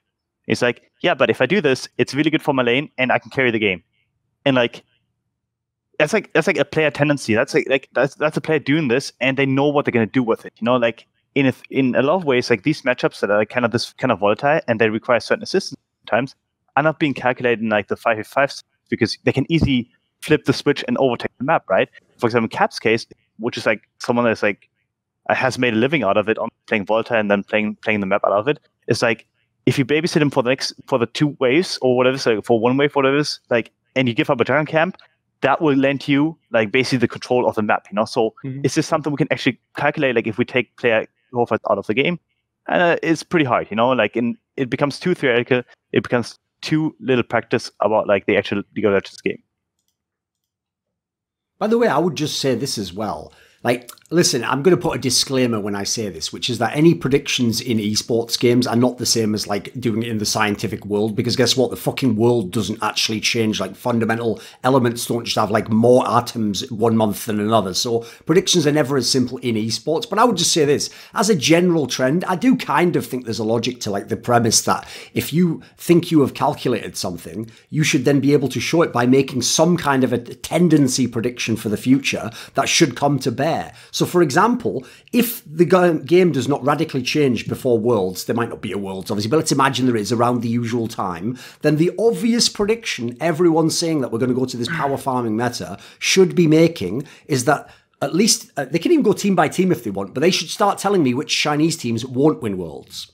Which ones won't be able to win off on the basis of this? I think Korea becomes automatically stronger off of it because I think Korea has been. I'd love to hear someone saying that. Like, this is the problem. People don't do the follow-on statement because that's the point. That's putting your money where your mouth is. Now, listen, I'm not saying I'll hold you to 100%. If afterwards you can take the VOD and show that, for example, if IG had won this last Worlds now, that would have had zero to do with the fucking jungler. That was literally just like, these fucking solo laners are that good, they can just win anything apparently. So I wouldn't have blamed you if you'd have then said, well, you can't say it's because of the jungler, blah, blah. Yeah, okay, there'll be exceptions, but let's get some tendencies out there. Like, okay, make some predictions. Okay, only JDG's jungler is actually able to execute farming junglers properly. I'm not gonna lie. Like, I've watched Chinese jungler playoffs, or Chinese playoffs, and watched their junglers, and I wasn't very impressed by any of them outside of JDG. That's suggestive in itself because obviously he's Korean. I think Karsa can. I think Karsa. No, actually, Karsa really disappointed me. When I was watching him play, he made so many inefficient plays that I mean, I won't say. I mean, they didn't work. I mean, they didn't actually end up working out overall anyway. He really disappointed me from what he was back in the past. I mean, yeah, honestly, of course, if you compare him to speak, but I do think that he has the ability to come back to certain playstyle and be like, hey, this is what I want to mind, because he has been efficient in the past in like certain metas that have enforced more farming. For example, season 6, like season 5 was a complete farm meta, and he was not like terrible at that time either. Yeah, so. But he was on a completely different team that actually did play for jungle matchup, whereas his current team will not do that. So I think that's probably the source of his inefficiency right now. Whereas, for example, SKT, I thought that the way that Cuz played out Graves is like night and day versus the way that Cast. I mean, of course, like if Cuz, oh god. But this current meta theoretically will switch back the Chinese Korean power dynamic. That would be a big thing I would give, rather than the specific team. I actually think that the whole Korea region is going to benefit greatly from this change. They'll be far more competitive in the next Worlds than they have been for the last 3 years. So. No, I mean, I can actually support that same, and I think obviously if the jungle meta becomes more power farming heavy, which I still do think that it's going to be limited to a certain amount of champions. Like I think Graves is up there. I think Karthus can potentially be up there, but anything beyond that is like, yeah. You know, like you're not gonna blind pick Eve and be like, "Hey, I'm gonna dance on the enemy's graves." That's not gonna happen. Shyvana, I think you're gonna see a lot more. Kindred is definitely up there. I think she was already strong last bit, but like these kind of champions like are gonna come back, and that's gonna make Korea strong. At least like the Grace meta, especially because they have been so many good players on it. And any region that is basically gonna be able to or has been successful at that in the past, I think NA is actually gonna be slightly better than people make it out to be. It's not as volatile anymore. I think EU is going to be slightly worse, and I think Korea is going to take over. Yeah, I can see that. By the way, there's a good example, Kindred, to showcase exactly what we're talking about, that the theoretical angle sometimes doesn't interact with the world. So it doesn't matter that all the top analysts I know thought that Kindred should have been really strong recently, actually in these playoffs, because who the fuck in the West could execute it? Nobody. I think Blabber did it like one game, and he was winning every game anyway. Like, he could have picked my grandma as a champion and fucking won the game. Like, I'm not sure that proves it. Like, nobody, it's not like they never tried it. They obviously tried it in scrims and stuff. It just wasn't, they would probably never won any of them. Well, this is a really good way to bring it back to the overall point we're having here about like theoretical versus actual. Shadow is actually a ridiculously strong Kindred player. He's one of the best Kindred players on the server. But why didn't he do that? Because the way that his team plays out, they do a lot of early contests for neutrals, which is why he became an Olaf one trick on this team. And because of his team's playstyle tendencies that they were very locked into, we saw games where they picked like full scaling but still contested every Herald, every Drake, and would lose off of that. He ended up taking the bullet and picking for what his team would be most comfortable playing, which would be a very heavy early contest style. He could be a really strong Kindred player, but he's not, and it's understandable why he's not if you see the tendencies of how his team plays. He emphasized his team's strengths with this pick. He's also probably one of the most versatile players on this team, so he could make that sacrifice. Yeah, I mean, no one else could. Like, I doubt that Ormo would be like, hey, I'm just going to play carry tops now, or something like that. Like, it's going to be a complete shift in mindset. That's just not going to happen. And like, there's certain players that can make that adjustment, that can basically like, and then we'll probably never like, unless we ultimately completely identify what the team is about. It's really hard to identify like how certain picks can fit into the scheme of the team. And on a day-to-day basis, you actually have to make sacrifices in a lot of ways as a coach or even as a team for that. You know, as a player, oftentimes I was like, okay, I would really like to play Lee Sin in this matchup. I think it's really good. And I'm like, okay, then I get in the game, I play Lee Sin, and suddenly my communication patterns were slightly different to, like, for example, my Sejuani, Gragas, whatever it is, you know? I'll basically slightly head down, just like, just looking at my camps, you know, doing this. I will not be moving my minimap as much. I will not talk as much. So what does this ultimate make me? Like, I could play the matchup 1v1, I'll probably win, but it would make my team lose. So what is the bargain here? Like, do I win out of this? Now, it's really easy to look at those kinds of issues, all right, and then say, well, then the issue was that the coach wasn't able to make you comfortable enough on these specific champions such that your communication wasn't an issue, right? You will end up running into like an imperfectly coached team by the time you hit playoffs, and the next game is it. Right. Yeah. And at that point, the coaches that will be the most effective are the ones who are then effectively able to see the perfect comp for their team that emphasizes their strengths, gets around those particular issues that, for example, Amazing had, and at the same time is effective against the opponents that they are there. You have to be strong. That is essentially as close as you get as a coach to a clutch moment. And that kind of clutch moment is what will differentiate. But that's what will differentiate you from the other coaches. Yeah. Like if when push comes to shove, you are able to accept these are the pieces I have. I know that I can't fit this fucking square into this circle. All right. I need to find the circle and I need to make it fit. If you are able to make those decisions, then you will be an effective coach. You are never going to be in a. There are so many externalities. Do you want to know the joke here? Like, I know you don't watch LCS rather very much, Veteran, but this is literally the reason why I've been living on a fucking island where I actually think Reaped was a very overrated coach for many years in LCS, and now he's won the championship. Everyone's going to say I was wrong, but this is the reason why.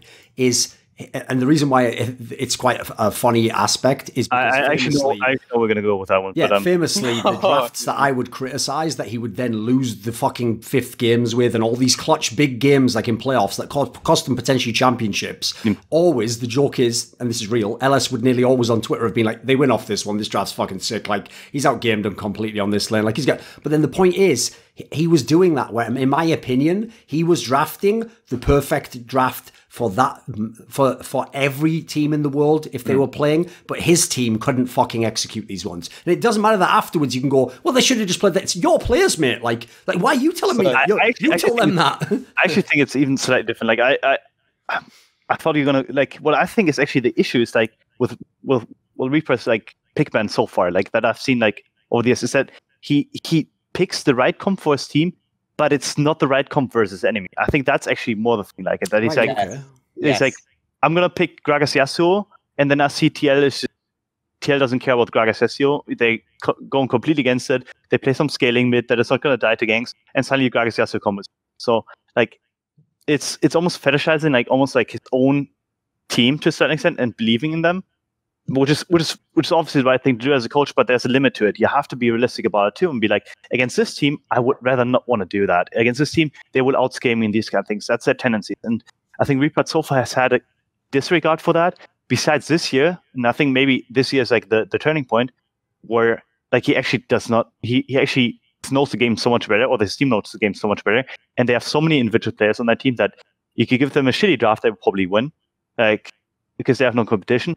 And I also think that he's kind of like relying more on information of like Sven or what is like about the enemy team's strength, you know. So I think there's been like a turn of the tide where it's a lot more balanced now. The game has actually become like easier for him to work with because he's actually like considering all possibilities.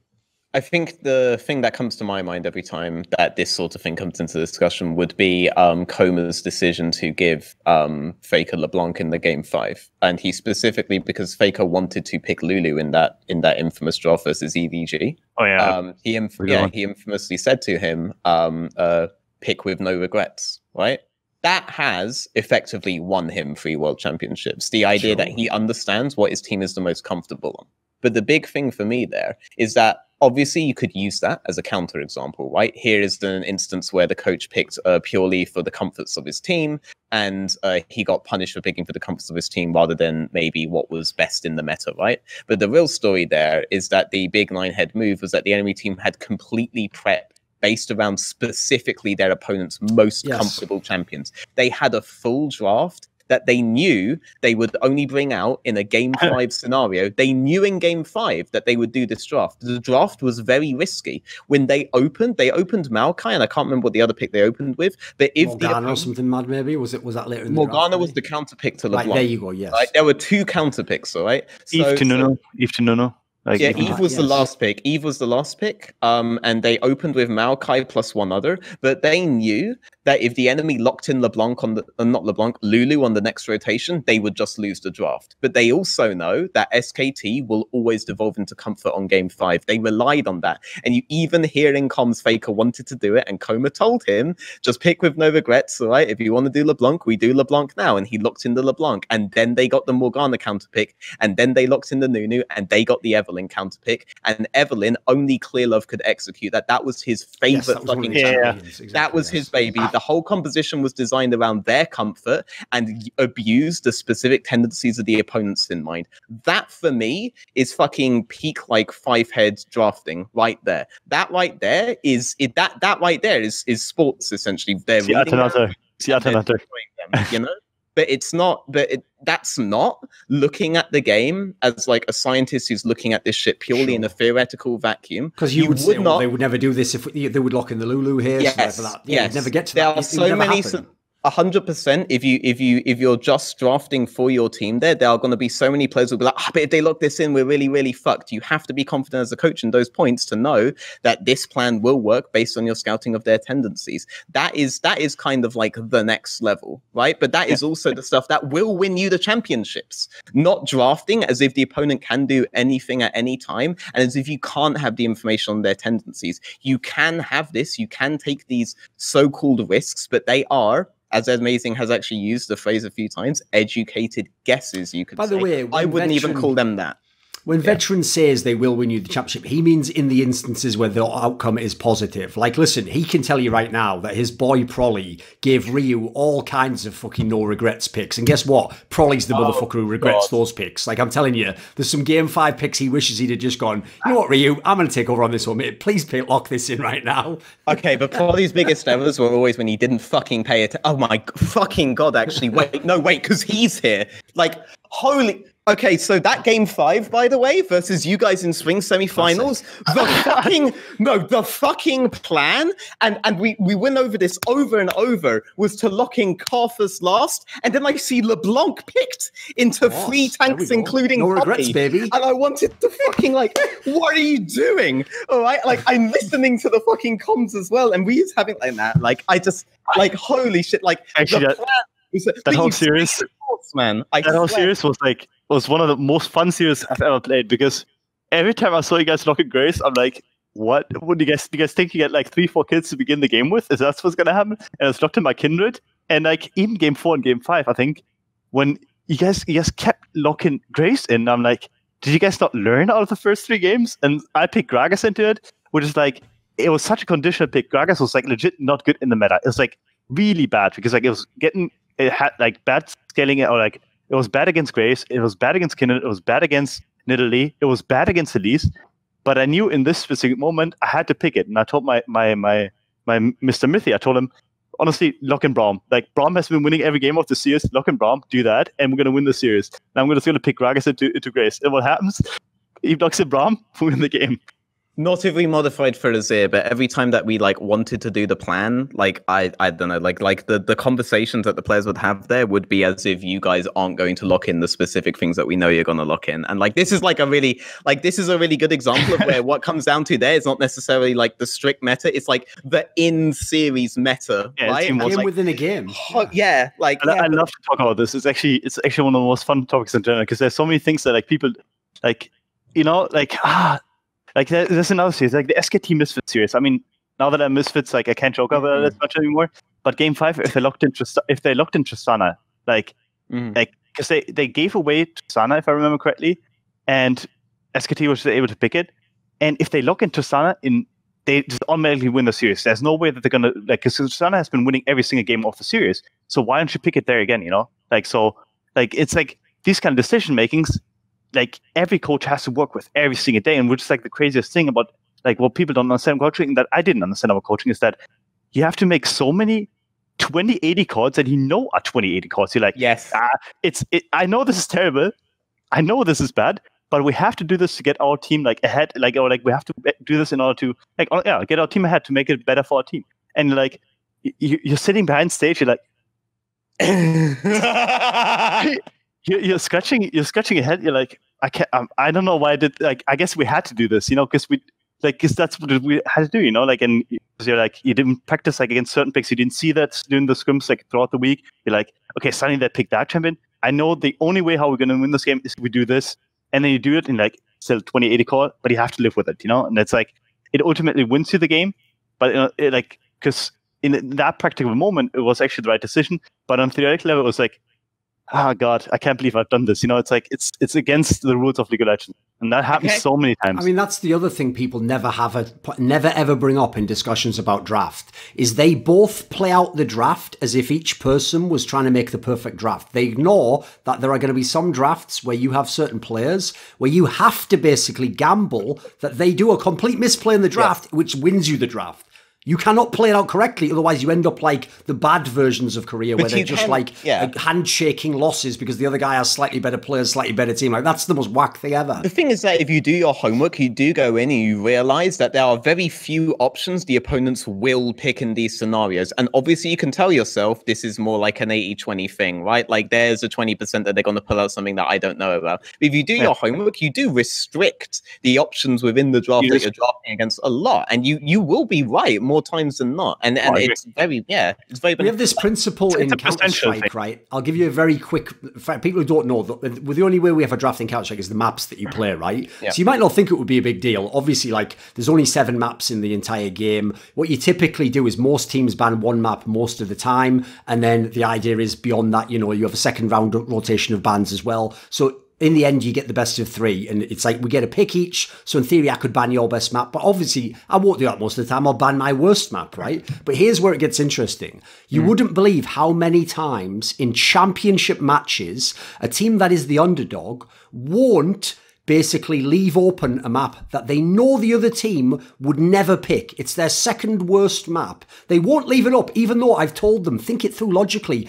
If they pick their second worst map, you're in your fucking dream world. That's the best thing that could ever happen. This is the team that's supposed to beat you. Like, would you rather they pick one of their strongest maps, or would you rather they pick their second weakest map, which they probably practice the least as well? So in the same sense, Veteran, if you know as well this guy doesn't even practice this, yes, it might be the most powerful counter pick in the whole fucking game. You want him to pick it. You want him to. Yes. In the same scenario, as you were saying before, you would want in that Dom versus LS one, you want that motherfucker to pick Azir. Yeah.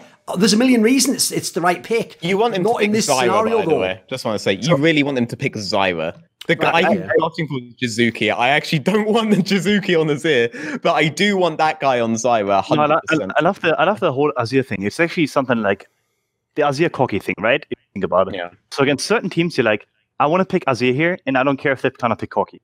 Because you're like, I get early prio, I will roam, I will make a play, and that's going to win, right?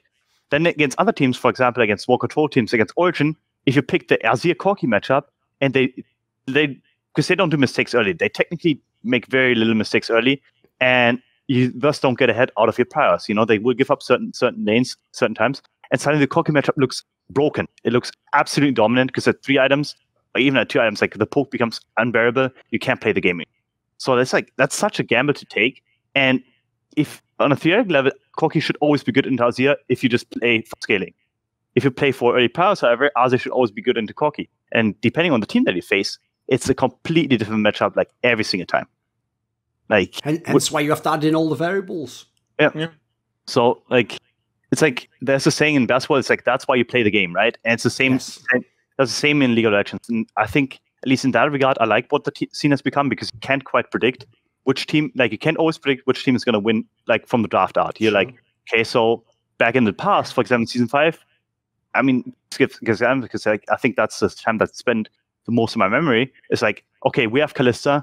We know this is broken. Like, there's no way we're going to lose this game. Okay, draft is over. Good luck, like, we're hands off, we win, But this doesn't quite happen. We don't have, like, this amount of, like, leeway in draft anymore. It's more like, okay, if we do this, then they will answer with this. And then, like, there's push, pull, there's push and pull, there's push. Yep. Like, you lose a certain side of the map to win another side of the map. You lose the mid-lane matchup at certain stages of the game to win it later. So it's like so many things that go into it. And, like, from a layman's perspective, you may just be like, okay, this draft looks better to me. That's why they should win. And like if you go further and further, at some point there's going to be so many intrinsic things, so many small things that are going to make or break the game. If Zaira Khan, for example, gets a push off level 1, or like they have a good trade level 1, that means the bot lane is basically over because every time the jungle comes, it's a free kill. So like that's just 1% of the game. That's like maybe 0.5% of the game, but it can expand into 20 to 30% of the game. Can basically make or break the game. And those are so many matchups like in the game right now that are actually there, which makes drafting, which makes like coaching, playing with a team, like whatever it is, like so much more difficult now than it has ever been in the history of League of Legends.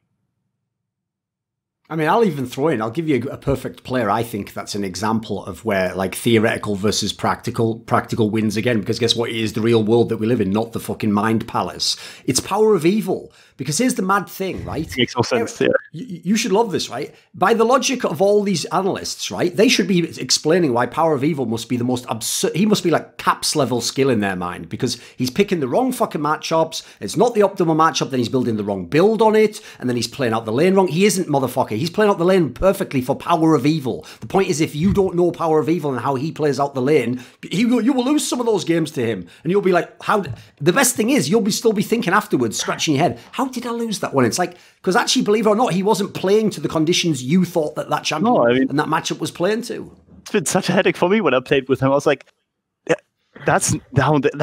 cannot play this matchup this way. Like for example, like he infamously liked to play Ahri in certain matchups, and I'm like, no, why would you want to pick Ahri here? This makes absolutely no sense. And he's like, yeah, just trust me. Like he picks it and he's actually doing fine with it in certain matchup, like, and he's like, he plays it in a certain way that is like applicable to him. He's like, okay, at that point, I have my power spike. I'm happy with my power spike at that point. And then I know how to map up the game, So it's like, it's a really player specific thing. And for Power of Evil, especially,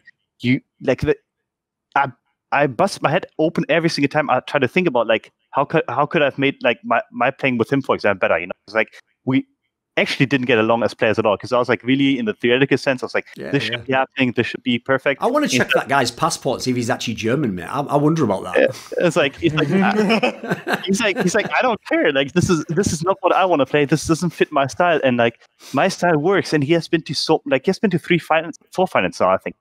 UL, and every time they're with underdogs, dude. Like this guy's actually, his career is actually mental. Like the actual success he's had, by all logic, shouldn't work. But he just does it over and over again with totally different teams. Yeah, like at the high, like obviously at the top 1%. Like for example, if he faces like someone like IG, if he faces someone like potentially like even I guess Cloud9, the split was a bit above him, but sure. Like then it may fall apart. But against every other team, it doesn't just not fall apart. It actually really works. He has an insane win rate against Bjergsen, if I remember correctly, because his play style actually destroys every analytical player that actually exists in the West, like especially because like they don't quite have that mechanical level to completely bully him, But every analytical player, like Ryu, like who else is there? Then Nukeduck. Like Nukeduck is a good example. Then Bjergsen, like he has good matchups against because they're like, this is what he should do. And he's like, no, I'm not going to do that. I'm going to do what I think is right here. And then suddenly, like, their whole base timers, their whole expectation setting is off. Yes. So in that scenario, like, yeah, what are you going to land with that, you know? Do I think Paul of Evil is the greatest player alive? Probably not. Do I think he's top 3 in an A right now? I happen to think so, you know? Case. Yeah, so like there's a case for it. And it's like there's these standout players that you can't quite rank. And I guess in CSGO it's a similar thing where they don't quite play by the meta. They don't try like aim in the right way. They don't try play in the right way. Like it's just everything's slightly off, but it works for them. We have a really famous player like this. He's actually, believe it or not, won like the second most majors in history. It's a player called JW for Fnatic. And everything he does is wrong. As in, if I was teaching people, I'd say, right, literally just do the opposite of this. Like, don't AWP the way he does, like, too aggressive. Like, definitely don't. Like, he'll do stuff, by the way. Like, a very famous clip he once did was, on Dust 2, the most famous map, obviously, a guy threw a Molotov down through the long doors and then ran back. So his logic was, and this was actually a Danish team, so they were playing the correct Counter-Strike, all the, you know, when you do this, it follows this. And so when they threw this Molotov down in their brain, well, one thing I know 100% is no one can come from long here. As he threw the Molotov down, the JW guy just ran through it, ran all the way around behind him, and was just behind him killing him. And the guy obviously was just like, well, I can't even play the game if I have to factor that into my brain. And so I always used to tell people, the reason you'll never be able to get a read on this JW guy, unless, by the way, as Veteran suggests, you study him. You literally put all your effort into scouting. If you just don't do that, every other player in the game has trained you to get fucked by JW because they don't play like that. And as a result, there are all these pockets and windows which are actually inefficient in the majority of cases. But when he exploits, the worst thing as well is when he exploits it, it will utterly collapse you. It won't even that he'll just like get a little edge every now and then. Like if he makes that play, that can win the entire round. And that's only one kill in the map. So you can see exactly, this is exactly what we're talking about. Now, again, if you'd have just stood there like anyone else could have against normal players, it wouldn't have worked. But this is the problem with the difference between theoretical and practical. I mean, a player like Power of Evil ends up being effective. I mean, the guy I would obviously bring up would be Doinby, right? Doinby is so effective because you play like 100 games and maybe, like 4 or 5 of them will be against Doinby maximum. So you've had, like 96 other games where you've played a certain way and it has worked out and it's gone to your expectations. In those 4 games, your expectations are blown out the water, right? And the experience you have of playing within that kind of parameter will be completely different to the experiences that are reinforced on a day-by-day basis. I could scout Doinby as much as I want, and I definitely know when I get on stage, the players will tends towards the things that will normally work versus everybody else. And then when Doinby does something different that breaks their structured idea of how they play out the next 3 minutes, suddenly they have to think reactively, right? And if you don't prep them properly in these scenarios, we have to be doing immediately this, they won't be decisive anymore, right? It goes back to that, you know, being on which page you're on your book, right? They'll suddenly be behind. You have to prep them super specifically for those scenarios because they will not naturally be able to think about them unless you drilled it into them for the entire week. That's why I actually like that, like, we have 1 week separation between games right now, because you're against very specific teams, you can scrim a very specific way for that week, right? And prepare specifically. It's basically what some of the most famous Korean upsets came from. Yeah, someone had a whole week and they just tunnel visioned on that person and mimicked them in play everything. Watch the games. Yeah, it's like every single week. Also, there's like the knowledge, the overall knowledge of the scene. Like obviously, like all the teams increases every single week, right? Every single week is a new hurdle to actually overcome. You're like, okay, this is what we saw last week. What do teams make out of the things that they saw last week? What is their interpretation potential? What are they going to do against us, for example, then next week? You know, so it's like you keep like building it up, you know, and at some point it's like, hey, you know, like you've gone so far in terms of like micromanaging certain individuals, like in certain things like within the game, that like you're completely insane, and that's basically enough players were like, okay, building up, and like every single week is just a different thing that you have to practice and like overcome in order to prepare for certain opponents, you know. So at some point, like you have like such a vast amount of knowledge that's probably going to be useless for best of 5, but you have it anyway.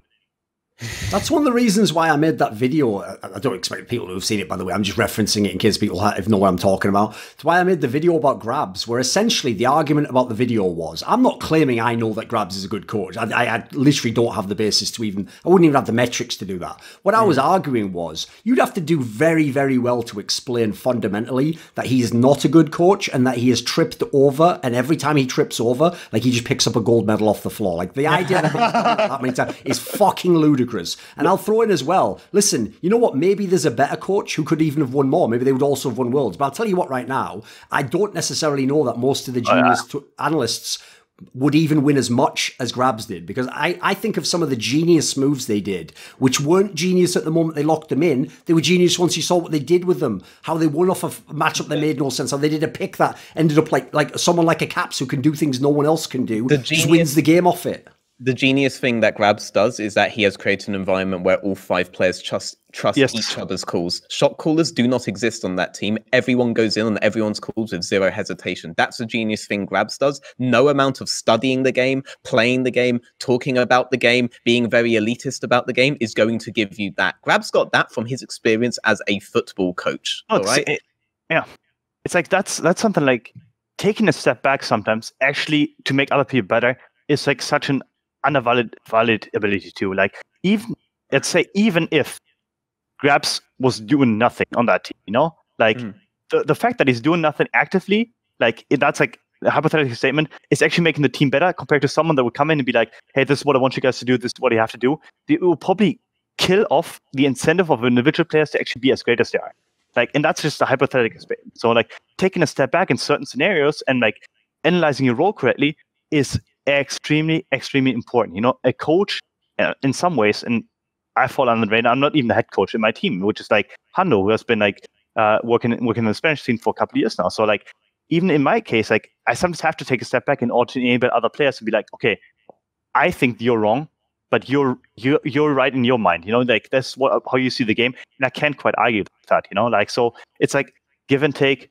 You know, so it's like so many things that like even evaluating coaches from the outside perspective is such a dangerous prospect to even go after, unless a coach has shown that every single year he works, he has done nothing but int every draft on a level, and he has won nothing. Then he can be like, yeah, there's a case that this guy is probably not a good coach. Or if players go out of the way and they're like, yeah, honestly, I didn't appreciate working with the coach. You know, like it was really bad. It's like, so it's also like our players in general, which is like another thing that I was thinking about, like just in general, that we're evaluating players based upon their ability in game a lot of the times. You know, and I'm obviously someone that has been victim of that because my mechanics were kind of bad after like a certain point, which like they were worse. But you weren't supposed to basically do anything in your career from season 5 onwards. Yeah, if we would go by this logic. You were not a good jungler when you brought Schalke to the finals, but you're a fantastic in-game leader, right? And people like actually see proof of that when they watch the VOD. That was even the 100 Thieves one again. I know you don't watch LCS Veteran, but literally that team, right, was fucking like, I know they weren't garbage. They had the pieces to be good, but they were totally broken.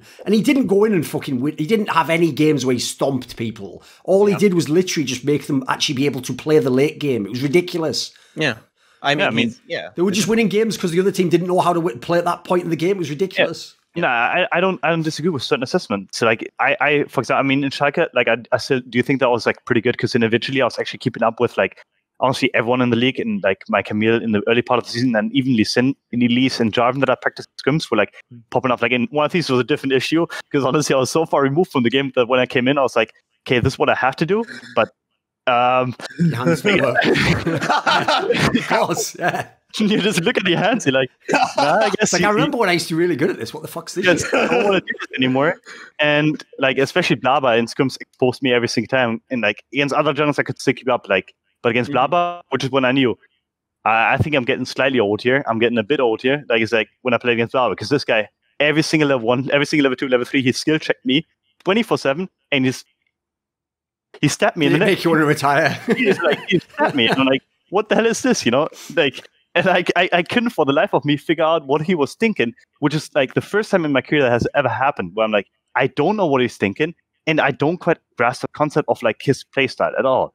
Like, and when I got to that point, it was a different thing. You know? It's like throughout the years, and I think that's like, for example, even Junkos had to adapt, and that's what all the great players actually have to adapt to at some point. Is that this individual playstyle that like works in Solid, that works in your individual, like works basically good on the pro view, you know, like the whole like having higher AP, having like APM, I mean, having like basically like good skill shot ability, these kind of things are minuscule, like in comparison to actually the entire game that is communication patterns, that is like leadership, that is like making decisive calls at certain times, that is basically like ward tracking, that is like there's so many things that are like there, and we evaluate players mostly based upon the maybe I guess I don't want to put a value on it, but you said earlier 30%. I think it's maybe like 50-50, but we evaluate them on that 50% and we completely leave out the rest of the 50%. And I think me going away from Schalke is actually a really good example, because like what Schalke lacked once I left was exactly the same thing that they lacked when I came. It's like leadership, decisiveness, and someone that can take like the responsibility. And that responsibility taken is also something that people just like completely dismiss every single time. Like someone in the team has to lead. Like it has to be someone, unless it's 5 players of the same greatness and of the same like ability to talk, which is maybe what G2 is. But even G2 has like BKX, who's kind of like a bit below the other players. So like that responsibility taken is like, what the hell? Like if I decide what's happening on the map and I take the full responsibility and I adapt like to become better every single day, that makes me more important than maybe other players that are better on a mechanical level. And that's like something we see every single year, like where there's so many junglers that we think should be shit. They should be terrible. There's so many players that should be terrible, but they just keep winning. Mithy has been like bad mechanically for like a couple of years now, you know, like even last year, like the time he showed his age was basically in the second split when everything went downhill. Yes. And like, but before that, he went to the fucking finals, like the split. They were looking great in that spring split. I don't care what anyone says. Yeah, like they were great. They were the second best team in the league, and it doesn't matter what Fnatic is.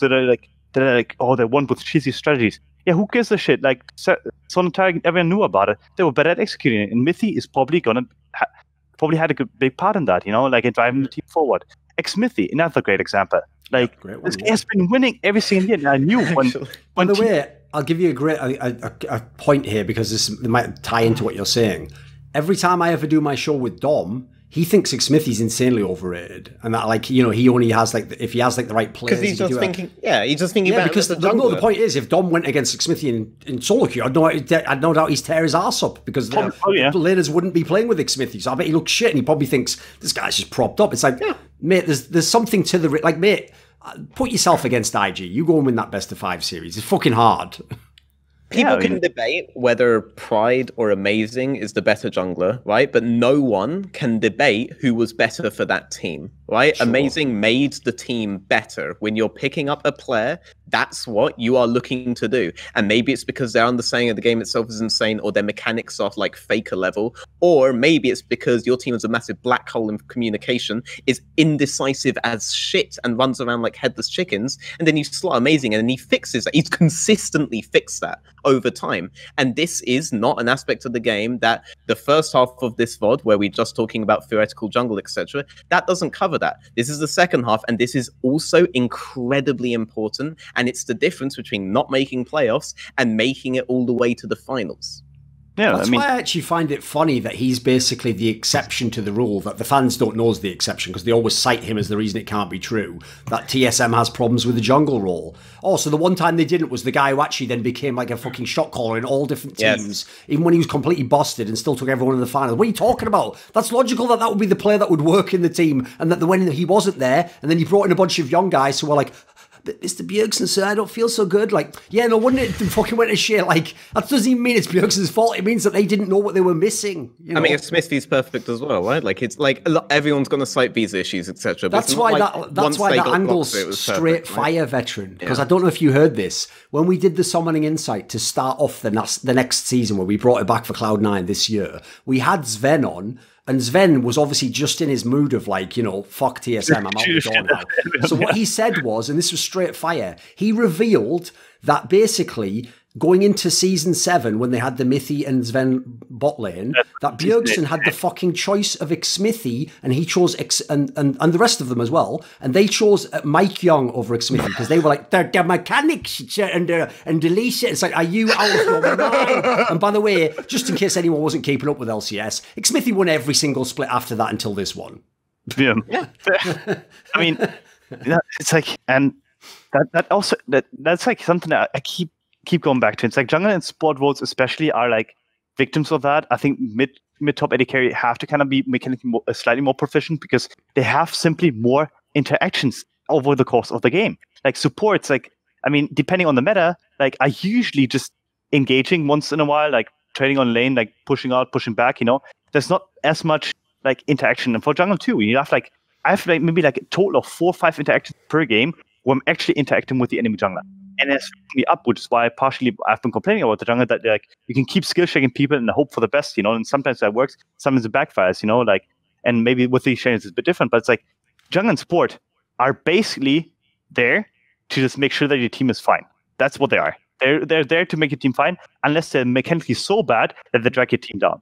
But if they can make your team better through other means, like through communication, through like things that other players don't do, you know, like give them the 100% effort every single day, you know, like why would you even think about like replacing him for someone that is mechanically potentially better but lacks in all other aspects? It's like it's been a common theme not just in League of Legends. It's actually again a common theme in sports too. Sure. Like you've seen this in the NBA, right? The turnover rate of like players like basically coming in rookies, sophomores, and whatever it is, like you basically have a half-life of like that has been shortened like every single year. The NBA has been going on every single year. You know, you have some outliers that play like for 15, 16 years, like on, but they have become so incredibly rare, and because you're always like, okay, how can we get someone potentially even cheaper, potentially even like mechanically, like, or like I guess it's the same thing in physical condition and stuff. Yeah, of course. Yeah, potentially better, like for the team. It's like we can coach this guy into the right direction, and that is such an absurd statement to even make, that he like, okay, coach this guy into that direction that I want him to. Because again, if everyone was coachable, everyone was understanding the game at the highest level, like then everyone would be perfect. Then everyone that is young and talented would basically be the best player, the next best up-and-coming player. But effort and knowledge and like ability to learn are all things that like not everyone has. Otherwise, everyone would do that. It's like the Dennis Rodman is another good example. If you think about NBA, like if everyone is actually like so dedicated to rebounding, to actually being able to like give effort 100% like every single time that he's in min condition, like everyone would be averaging 16 rebounds, but it's not happening. It's not happening. And like, put it this way, in CSGO, the best team ever, they're still active now. It's called Astralis, right? It's still exactly the same lineup. One of the things literally that they made amazing was like they would actually try to anti-strat every team they played, and they would have their coach go through all the games, but the players would also be involved with this. So the star player, who's the sniper, he would scout all the opponents with their heat maps, and then he would also look at his own heat map so that if he needed to catch someone off guard, he wouldn't be where he normally stands. Now, here's what's mental. This is not an exaggeration, and actually CSGO fans who are watching this tangentially are going to be like, that can't be true, unless they've seen my content. I have talked to the greatest players of all time in CSGO. Almost none of them ever even watched their own demo, never mind an opponent's demo. Like, as in, they might watch the overall match. They would never scout an opponent, though. So, like, the guy with the most skill ever, he's not scouting the opponent. Like, this is actually outrageous, because what you realise there is, like, holy fuck, like, if I was a coach, that's the entire area I'm working in there. Boys, that gap there, the disconnect between what you don't know and what you could know from the demo, that's like championships. That could be that could be the most, as it saw in this case, that could make you the most dominant team ever. Yeah, that's but OP as fuck. But it could also make you, and that's the crazy part, is this could also make you worse. Like, and that's like the whole tensions. Like, people go about like obviously, if you like tunnel, sure.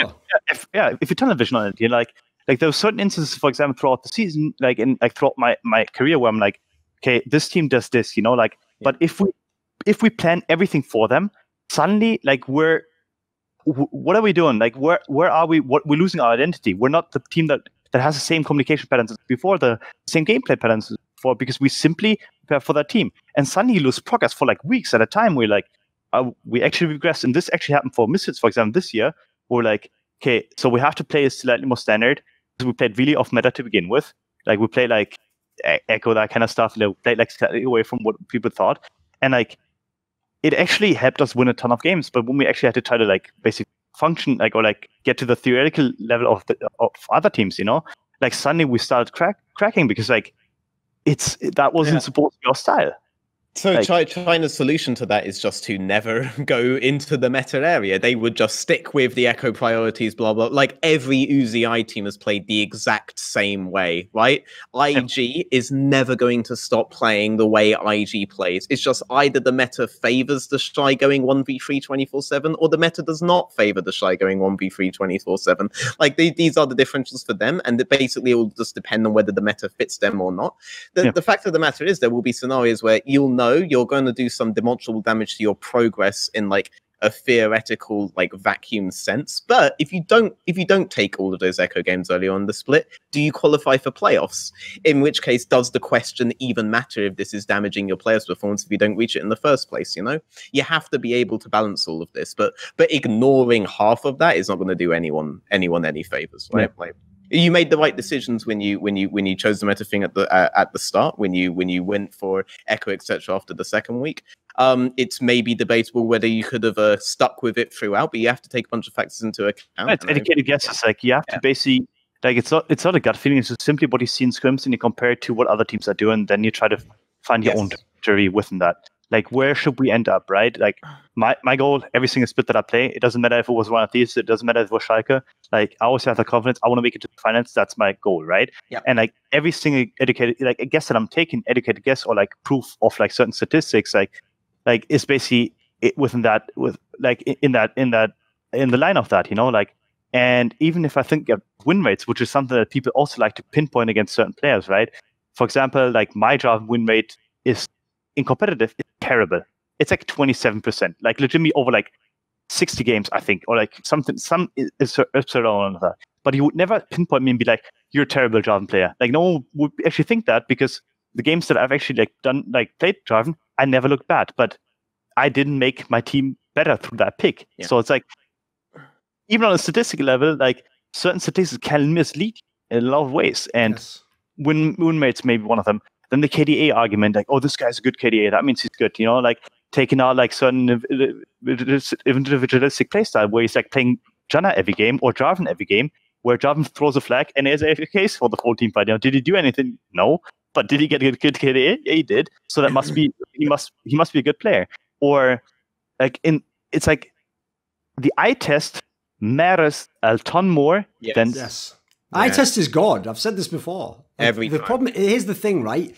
Everyone who I know who actually is an expert about a game, because basically the eye test is like saying, right, I'm sure the supercomputer that is my brain, that isn't just this conscious part of my brain thinking now, is tracking everything, it's putting things together, it's trying to apply things, it's trying to intuitively understand. I'm going to trust that knows better than like how I can explain in words like a concept that someone else agrees upon. Like that's such a fucking weird conceit. There's a great quote you might like about stats, actually amazing, that says that would exactly perfectly cover the Jarvan scenario. It says that stats are like a bikini. What it suggests, no, what it shows is suggestive, but what it conceals is essential. Yeah, no, it's a good one. Because what you have to look is not what you don't see in that scenario, you know, on the stat. Like in that scenario, as you're saying, maybe you didn't have the players or the playing style that pick ever worked for you.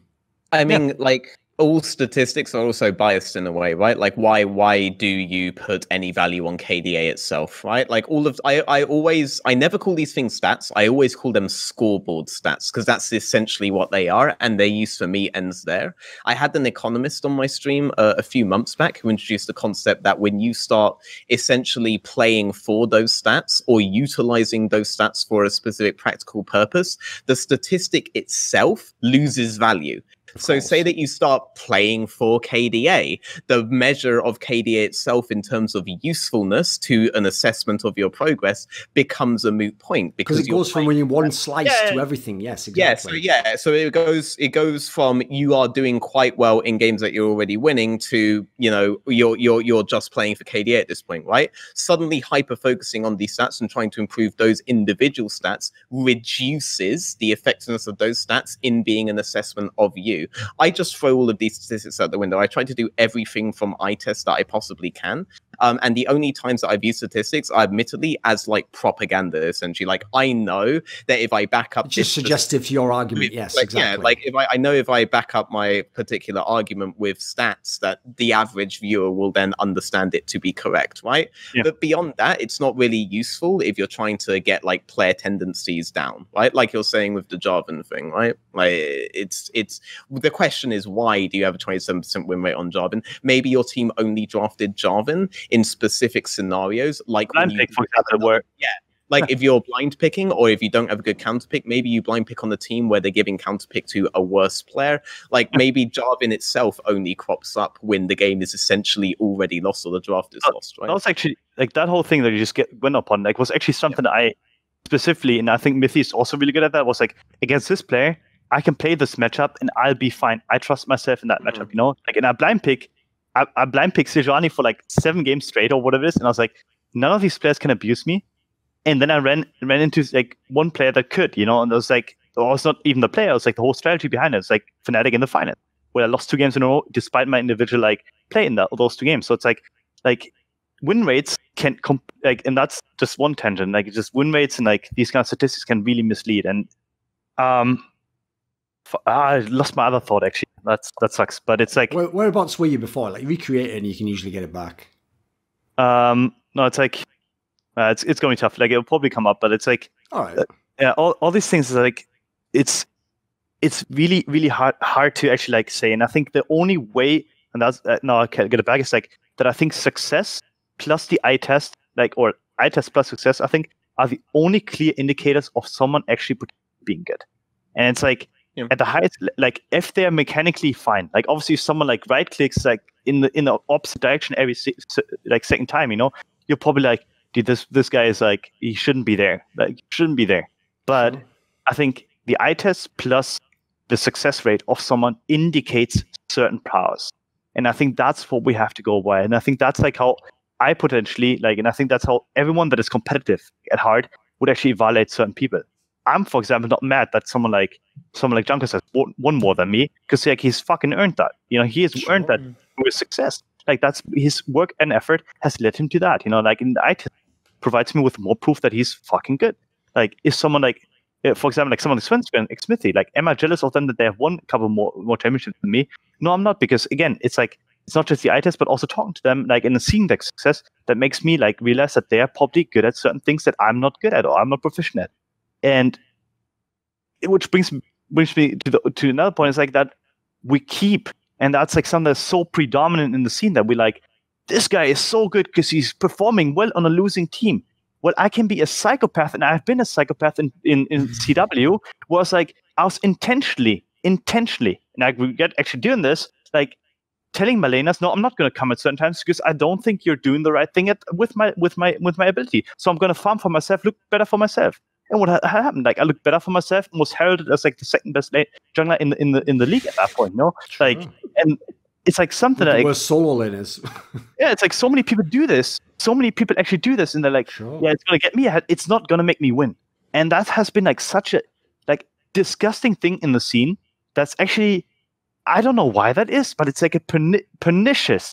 I'll tell you one reason why. And listen, me and Veteran are both like, this is confession for us, because obviously we've literally been these people for fucking forgiving in his ear half the time. But I will always say, this is another thing. We have also taken him a task loads of time privately. It's just that the guy just fucking argues forever, which is, the problem is those players then have a group of people around them. Like, it doesn't matter that you're losing, bro. Like, you're fucking sick. Like, you know what? You don't deserve to have some shit player like that in your mid lane. Like, what? But meanwhile, you might not realize, wait a minute, if he's playing like a mega selfish cunt, he's making that mid laner's life even harder.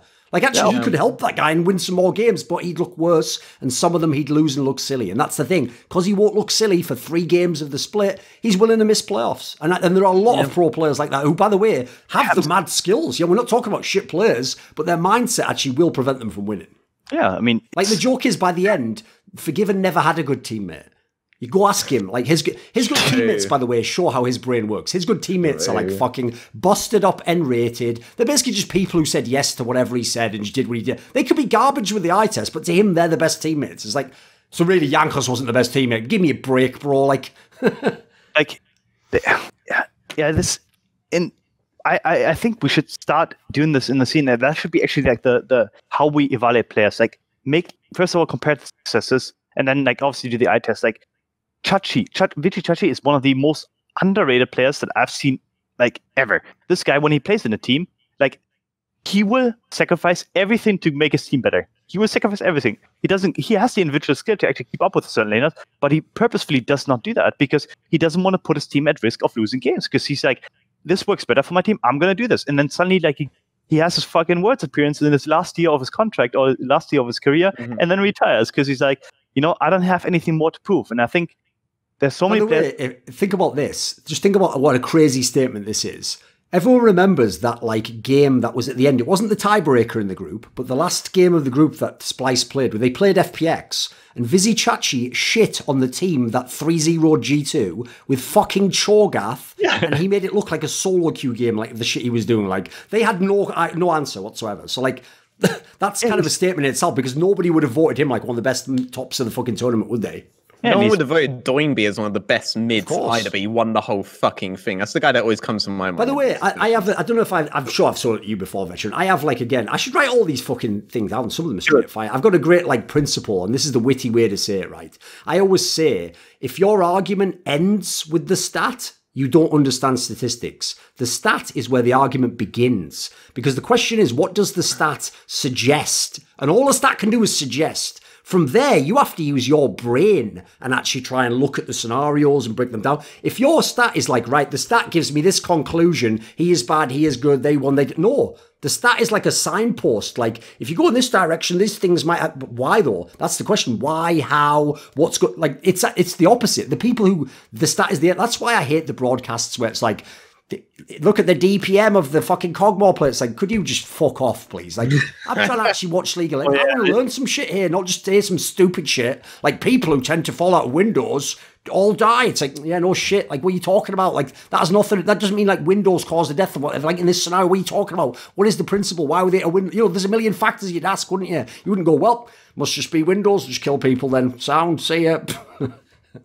For me, the biggest one was probably like last year. I had to hiss so much that Xerxes' goal differential at 15 was insanely high. That means he has a really good early game, didn't you know? As a result, that means he has an insane early game. It's like this is like the it's like, could we look with our eyes? That is the antithesis of like eye test stats to the other thing, right? Like there's only stats there, you know. Well, to be fair, you could do a brilliant skit like that. You could have someone watching like his actual game, and then they're just jerking off like, oh, look at the way he's power farming. Oh shit, look, he's oh my god, he's so fucking good in the early game.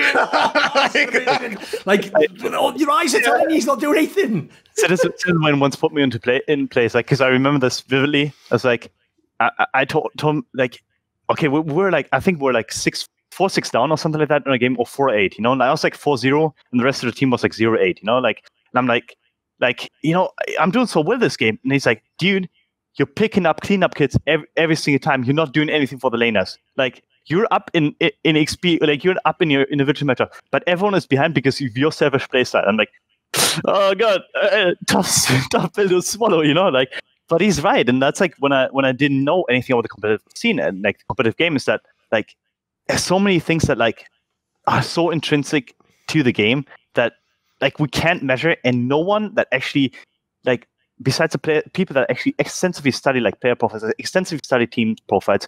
They extensively study meta shifts, like actually understand even in the littlest. And I don't want to belittle every layman out there, because obviously teams, like there are fans out there that are just watching for the sake of it. But evaluating the players and evaluating the teams, evaluating coaches and evaluating like everyone in that regard, like where like because they're not winning, or because they're like they have bad stats, they have like bad certain things that I can see they die a lot. That means they're bad. Like, Jesus Christ, man! Like, go beyond that. And this to reflect on the whole LS argument in the end. It's like not even the LS argument that annoyed me. And that's like obviously like we had an argument, and I was just out of line, I think, with what I said, and like that's basically what it is. But like the whole thing that followed too, you know, like the Twitter comments, the Reddit comments, like these things that I didn't read afterwards. It's like, yeah, okay, well, I guess you know, I'm arguing against something that like has no idea about the game because they're not extensively studying the game. They're not like the whole Malice like tweeting at me, for example, like with the whole, oh, I have better solo queue win rates than you, like, or you have terrible solo queue win rates, you know. And like first off, I'm the coach. Like it's not my responsibility to be good in solo queue. Second off, like if you look at win rates, like I can potentially inflate them by playing less champions and like having them be in a similar style. And we see this all the time. So there's so many things like the layman doesn't know that he can actually actively influence. A lot of tryouts have been won by coaches and players by simply being on their best behavior for 1 or 2 days, being like really nice and be like, oh, I'm gonna do this, you know, like I'm gonna be nice and all, and I'm gonna make sure that my team is winning, you know. And like they play like the 1 or 2 champions that they can actually play, and suddenly get the spot, and then I forgot the whole part where I guess I have to play more than 3 champions. But in tryouts, you know, like I didn't showcase that, So it's like there's so many ways to inflate like my own value, and in the end, and which is like I keep going back to that, like winning, I test, and ideally, if you have it, the comms, like all of these. Of course, yeah. This would be perfect if every team who does what exactly. I can tell you, by the way, that is OP as fuck, because in Counter-Strike, right, we never have access to the comms. That's just like a thing the players never wanted it. But I did this tournament called Blast, and basically I had access to both teams' comms. So any team that spoke in English, I could listen. And like, I have to say, like, it's not that I thought like I was ignorant before. Like, I was only working off the information I had. That's all I could go off. But there were certain times where it would be like, holy shit, that guy's mad overrated. Like, someone's just telling him to do that shit. Like, what the fuck? I thought he was making that play of his own initiative. Meanwhile, the other way around, I thought this guy was a bonehead. He's making every fucking call. They don't listen to him. Like, why aren't they listening to this guy? By the way, when you said that thing about that a Citizen Wayne told you, that's like it wouldn't have existed at the time, but you know that like modern day meme where it's like, me during sex hurt me. And then the person's like, all of your 4-0 games in which your teammates are losing, and actually, you're the reason why they're losing. Like, oh, please, no, not like that. Please help. That hurts. I'm so glad for all the lessons that I had. Like, it was not just when Chaps definitely helped out, like back in Acer, and like Reggie in TSM. Woof, I thank him for that. Like, he was like, dude, you're just AFK farming. Like, you're not helping any lanes. You're not making any plays happen. Like, you're legitimately just there to play. Like, what the fuck? Like, these kind of arguments I had with him, and I tried to argue my point, but it's not like for the team, it didn't matter if I was AFK farming or not. Like, because like I was legitimately doing the wrong thing for the team. So doesn't matter if he's theoretically right or not. No, it doesn't. Like, because I'm losing games for my team, so I have to adapt. Like, and there's so many things that like it's like, this is one of my favorite topics. Like, it's so deep in my, like, I guess in my veins, that like I basically bleed it, like, because there's so many things that people just don't know, and there's so many players that like throughout the years that are boneheaded as hell, but they've been valued as like great players, or they're really good, but they're not doing anything for the team, and they're basically being told, as you said, like what to do. They don't know what to do, so everyone else is basically has to sacrifice themselves to make them better. Like, is that a great player? Potentially. Like, first of all, if we're going to use, like, I just get triggered by, like, when people don't apply logic, like, consistently. By the same logic, right, if Amazing's garbage and couldn't possibly coach people, right, should we all have a look and watch LS give a go and try and fucking solo queue? Because by your logic, Malice, this guy better be popping off like a motherfucker, better not have any bad jungle matchups, like, he knows everything. And by the way, I even do think he has a very knowledgeable mind about the game and can know lots of stuff, but he wouldn't, that logic doesn't make sense consistently.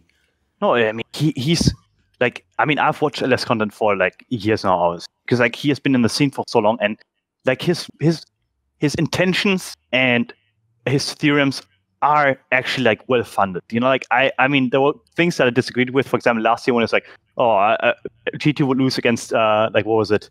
Who was it? Jinair. There you go. Jinair, yeah. Like, I'm like, okay, well, why do you believe that? Like. And it's important that he at least was able to argue that point, even though it was wrong to a certain extent. Like, his theory was like... It was just the most extreme hyperbole example he could have given for his premise. Like, if he'd actually just picked... The stupid thing is, well, this is just the nature of the internet, isn't it? Yeah. If he'd have picked two teams way closer in level and then explained how stylistically one would beat the other, then people would have just gone... All right, I guess I don't really care, and then moved on. It's only because he picked Jinair and then the best team in the world, it turned out, like, that it was a story, which is a problem, because then we got to have a discussion, but then the discussion was wasted because he picked Jinair and G2, so it's like, you can't get out of this. We're in a fucking paradox. Yeah. And he is smart about the game. I would, for example, not, like, if I were evaluating, like, as his coach, right, I would, for example, not evaluate him by his past success on teams, like, for example, like when he was on barbecue that didn't make it, I would not evaluate him because I have no idea what he did for that team. I have no idea. I just don't know. So what I can evaluate him by, for example, is like his work on stream. And it seems like that the players that he talks to, like, are gaining something out of it. Whether or not that's the right thing or not is something that we have to see over the next, like, weeks, whatever it is. Like in Nemesis' case, maybe, I mean, I think you guys had the argument, like, or you had the argument that maybe potentially it's actually harmful for him to have like LS as like his help or his someone that trains them, because it's basically like an echo chamber, but potentially it's good for him, and we have to see, does the eye test match like the any kind of improvement, and does the success rate match any kind of improvement? If it does, potentially had something to do with it. And like that's all we can do, but we can't assume anything until basically we see how it translates into these like these two metrics. Because if I go by it, by other metrics, be like, hey, this guy, Nemesis has the best KDA right now. Yeah, maybe because he's like playing defensively every game, like, so he's not trying to play for the prior plus his own danger. Like, is that a rate of improvement? No, I can't. It's technically potentially within that mindset. Yeah, it is, but within the global mindset, potentially it isn't. So it's like so many things, and it's like, I could go on so many tangents. It's actually, it's my favorite topic. Well, and you're on the right show for that. Don't worry. Here's the thing about you, Amazing. To quote the great Pusha T rapper, right? There's a line he has that's perfect for you. He would say, "There's no malice in your heart. You're an approachable dude." That's actually straight fire. Nice. I'll take it. See what I did there, Veteran? It's not bad. Fucking hell. That's even the literal line as well. I didn't even tweak that at all. It's really were you thinking about that for the last 2 hours? Just, well, when he was talking about Malice, obviously it was just a connection I made in that sense. What people don't realise, by the way, is this is actually the reason why most people can't banter. Is you can't think of the banter. That's no such thing as thinking of that. What the fuck are you talking about? Who could just sit there and go, let's try and think of a really funny joke. That doesn't work. What you do is you're thinking of something else, and then as you're thinking about it, so in this case, you think about the game and the analysis. As you're thinking about it, your mind goes, oh, it's interesting that you've thought about that, because that word would have a funny connection or a pun to this word, and then that's where it comes from. It just comes out of nowhere. It drops out the sky, doesn't it? Yeah, I'm getting coached in banter. No, but I mean, there's some cases where I do think about my banter, because I'm trying to evaluate whether or not it's appropriate for Twitter. Oh, afterwards it's different. It's one thing if listen, I obviously do that at this point in time, mate. I used to just press tweet on all of them, and you can imagine. Listen, it helped me in some ways. That was like a coin flip jungler, Some of them were fucking popping off. Some of them I was inting. I can't lie. So now I definitely, I vet it a little bit. Thing is though, to bring it back though to the Malice example, because he's put himself forward, he's contrasted himself with you.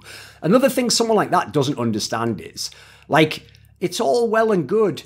Like I said, in the solo queue game, when your teammates don't do what you want and they won't follow up and all the rest of it, you're not part of that. You're not part of their team. So as a result, it's very easy to dismiss it and to think, well, I wouldn't have lost this game if X, Y, Z, blah, blah, blah, all the rest. It's like, put yourself in a pro game, mate, and you will find out very quickly, just like I said, the Twitter analysts all found out, you know what, you can be a fucking amazing Twitter analyst and then be working 70 hours a week and your team's 8th in the LCS. It's depressing as fuck. There's a lot of people can tell you that story. And it's not that you're not putting the effort and that you're not doing the right things. You just start to learn things you didn't know about what it was to be a pro, what it was to work with teammates, all that sort of shit. It's the same reason, by the way, why everyone who's a fan of anyone on Reddit that I've ever dissed, right, any pro player, they all have this wet dream, right, that the player comes on my show and he just fucking shuts me down, he just bodies me. Now, it's never happened. I'm trying to think of a time it ever happened. Partly because, there's levels to this shit. If I was sat there and I had to just not reply and they'd body me, but I understand how to control the show. If you haven't noticed, one of my magic bullets in League of Legends is the second someone tries to make it man, I know more about the game than you. I was like, oh yeah, you do, definitely. But let's talk about your point. It's like, well, shit, yeah, where do I go with that? Fuck, if no one admits it. Yeah, exactly. No one else will dare do that though. So that's like a fucking kryptonite to these motherfuckers. No, I mean, I've been a victim of your flaming, but I've also been a victim of your praise. In season 4, there was definitely the whole summoning insight. Where at some point I became really mad about too. I was like, you can't. I remember the words that I tweeted. Because Monte was coaching CLG at the time. I was like, hey, kind of weird for you to evaluate other teams if you can't even make your own shit work. And I'm like, yeah, so we've all been there. Yeah, so we've all been there, and it's like it changes over the years. It changes searching of players changes over years, and it is basically dependent on what they showcase every single day that they basically are on TV, on the camera, whatever it is, camera, and it will change everyone's perception over the years, or it will basically manifest it more so because they show the same tendency every single year, and it's I can be mad at certain criticisms, especially from the outside perspective, because at that point it's I'm dismissing that point entirely. And I should be having an ego for myself and be like, okay, I'm strong. I'm a strong personality. I agree with what I say, and I don't agree with this guy. But there are certain reasons why certain people are saying certain things, and I have to understand why they're doing it. And just completely dismissing the point and be like, yeah, I just know better. It's a really, really weird, dangerous prospect to go about. I mean, it's literally a logical fallacy. Like, you're basically naming both ad hominem and argument from authority. So, yeah, like, this is the reason these things are fallacies, and they're inherently unhealthy for the scene. And I really hate it every single time it happens. And the few times people have done it on this show, I just call them out on it. I have no fucking patience. People who like will just massively pivot onto, for example, your solo queue account. So they're pivoting onto an ad. I mean, brilliant. You added a lot. Honestly, I've done the same with LS too. I was like, like kind of not just taking his personality, but also like being like, yeah, other teams do this. But it's like in terms of like if you flesh the argument out and you're like, actually like other teams do this because that's what there's certain practices that are in place in certain regions. Like in EU. Those champions are drafted more, so this player is more dominant than the other. Like certain players will skills check a certain way, so you can't quite rely on certain alternate picks, that are supposed to be good on paper. Like then the argument actually becomes like a lot deeper, and that's like something like Twitter doesn't allow. We've been through that, and like that argument is not even to be had because like what is being said first in most cases is actually taken as the right thing. Yes. Yeah, I mean that particular Twitter discussion, like I obviously garbage. I was streaming at the time, so I had to go over the drama that was happening in the world on the stream, and it was like, all right, we're only going to talk about this 40% part of this tweet chain because the rest of it is just them taking snide attacks at each other. All right, like okay, so this sentence of this tweet we can talk about. The rest of it is just bullshit. We'll talk about this bit. This is all bullshit. Like, yeah, obviously it made the discourse very inflamed until it just became consumed by the rest of it, right? But you've been very, very civil here. So obviously you can have these kinds of discussions, and hopefully in the future when you engage in these discussions on Twitter, like it won't devolve the way it devolved. Both of you are obviously at fault there. Like a lot of people have put it entirely on you to escalate it. But even before then, LS was making massive, like he was asking you to like immediately bring up examples without bringing up any himself. He was telling you that pro players say this and this. They was telling you that I can't remember what the last thing I was going to say is, but go on. Put it this way, all I'll say is this, LS. What's good for the goose is good for the gander, is what we say in England, mate. Like, you can't do something and then not let the other guy do it. Like, if you're going to just cite pro players, then he can cite pro players. Like, it's the same shit, isn't it? Fuck, he did this thing that he keeps doing where he's like, but you're not talking about all the variables. Like, what's happening in the game? What are the variables of this? What are the variables? What are the variables of this? Why don't you construct your own ones then, LS? Like, he always does that. Like, and he did that with you long before you said anything to him. And that kind of stuff's really infuriating to argue against, because he's just asking for a bunch of stuff that isn't actually being stated right now and doesn't even have to be and stated. The implication is if you don't immediately meet his challenge, you lost the argument, which was never like that. That's just like a cheap parlor trick. Like, that's just bullshit. Yeah. I mean, just that a big hit for LS, as we pointed out many times in this conversation. He's just a different guy, isn't he? Like the whole I have to bring up arguments was probably the thing that actually drove me out of like I mean, I was already mad when the whole argument started, because honestly I was making a general point, and then I see that this is in the abstract, and then he made it particular, and then like 1 out of 7 points was then taken into a particular like setting. I'm like, okay, well, so I've seen this over the last couple of weeks, and like that's basically what I've been spectating, and it's also partially my own experience. So like putting it into wording and putting it into statistics, it's like something that like you can't quite always do. And it's like, even statistically speaking, though, the game has been accelerating until this point. Like, it's actually been like something where like a lot more interactions have been happening on the map. So it's like something you see in solo queue all the time. And like that was a general point, that in solo queue you have a lot more interactions now, I guess, like than you had before. There's a lot of like running it down, and then like, suddenly we specify it, and suddenly we put it into different setting, and then we call out like, this player must be good. But Malice is one out of like 1,500 channel players all across the world, right? And I don't want to take anything away from him. His playstyle works in a specific setting. Does it work in every setting? Well, that's to be found out. And that's like the whole argument. Like what playstyle is generally like the most acceptable? And it's a balanced playstyle that is probably going to be leaning towards farming and ganking at the same time, depending on the meta. It swings a bit further. Like it swings on on a pendulum, where like sometimes you have to farm a bit more, sometimes you have to ward first, sometimes you have to like just skank, and like that's like, it's again like so specific that it becomes like an entirely useless argument in the end, because like there's no winners, there's nothing you gain out of it besides maybe like another viewpoint that you then can I don't know, like utilize or dismiss. That's the problem, though, because having when a people foundational argument is not inherently bad, and the no, of course when he immediately asks for you to give a shit ton of super specific variables is that it's bad to have a foundational argument in the first place, and that's what I take issue with. It's like the only food that would be good for him would be like a 1 minute microwavable like ready meal, right? Because if you have something slow cooking for an hour, given that you're not eating right now, it's inherently bad. But you're asking foundational questions which should be talked about, and eventually that will lead to a separate structure of thinking that could actually be very beneficial. But the idea that just because you're not going to have this very specific thing to do in game right now that we can immediately apply your tweet for doesn't inherently make it bad, right? Just because you microwaved it in a minute doesn't make it better than the slow cook, you know?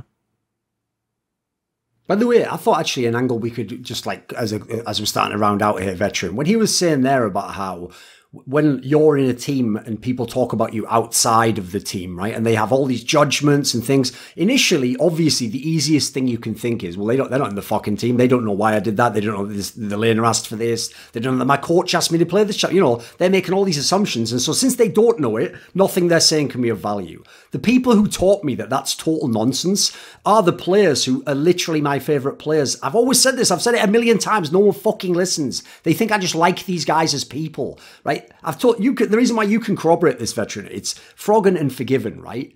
Now, if you ever have an argument with Forgiven, is probably the best example because he's the most extreme one, right? You can't have the argument on Twitter because he'll go straight to ad hominem. He'll go straight to like, you're Giga Boosted and I beat you in this game, right? That's what he'll go straight. Now, in private, he'll never do that. In private, right, you can go and this is the thing that people don't understand. I've talked to loads of pro players. Loads of pro players almost are just like, just go to Ezreal, Anna, lol. That's like it. That's it. That's just go and fucking play all their skill is in their fingers and in the game or intuitively. It's not like they can't articulate it. You can have an argument. You could argue literally with Forgiven for like an hour about why he won't play Kalista. And here's the thing. He's playing fucking sick defense. He's literally coming up with arguments you've never heard before. He's coming up with arguments as to like things about the game that might come next in the meta that you haven't even thought of. Like, that's why he's so uncoachable, because if he just makes it like an intellectual exercise, it goes forever. What do you think about this, Veteran? You've obviously had these fucking wars with him.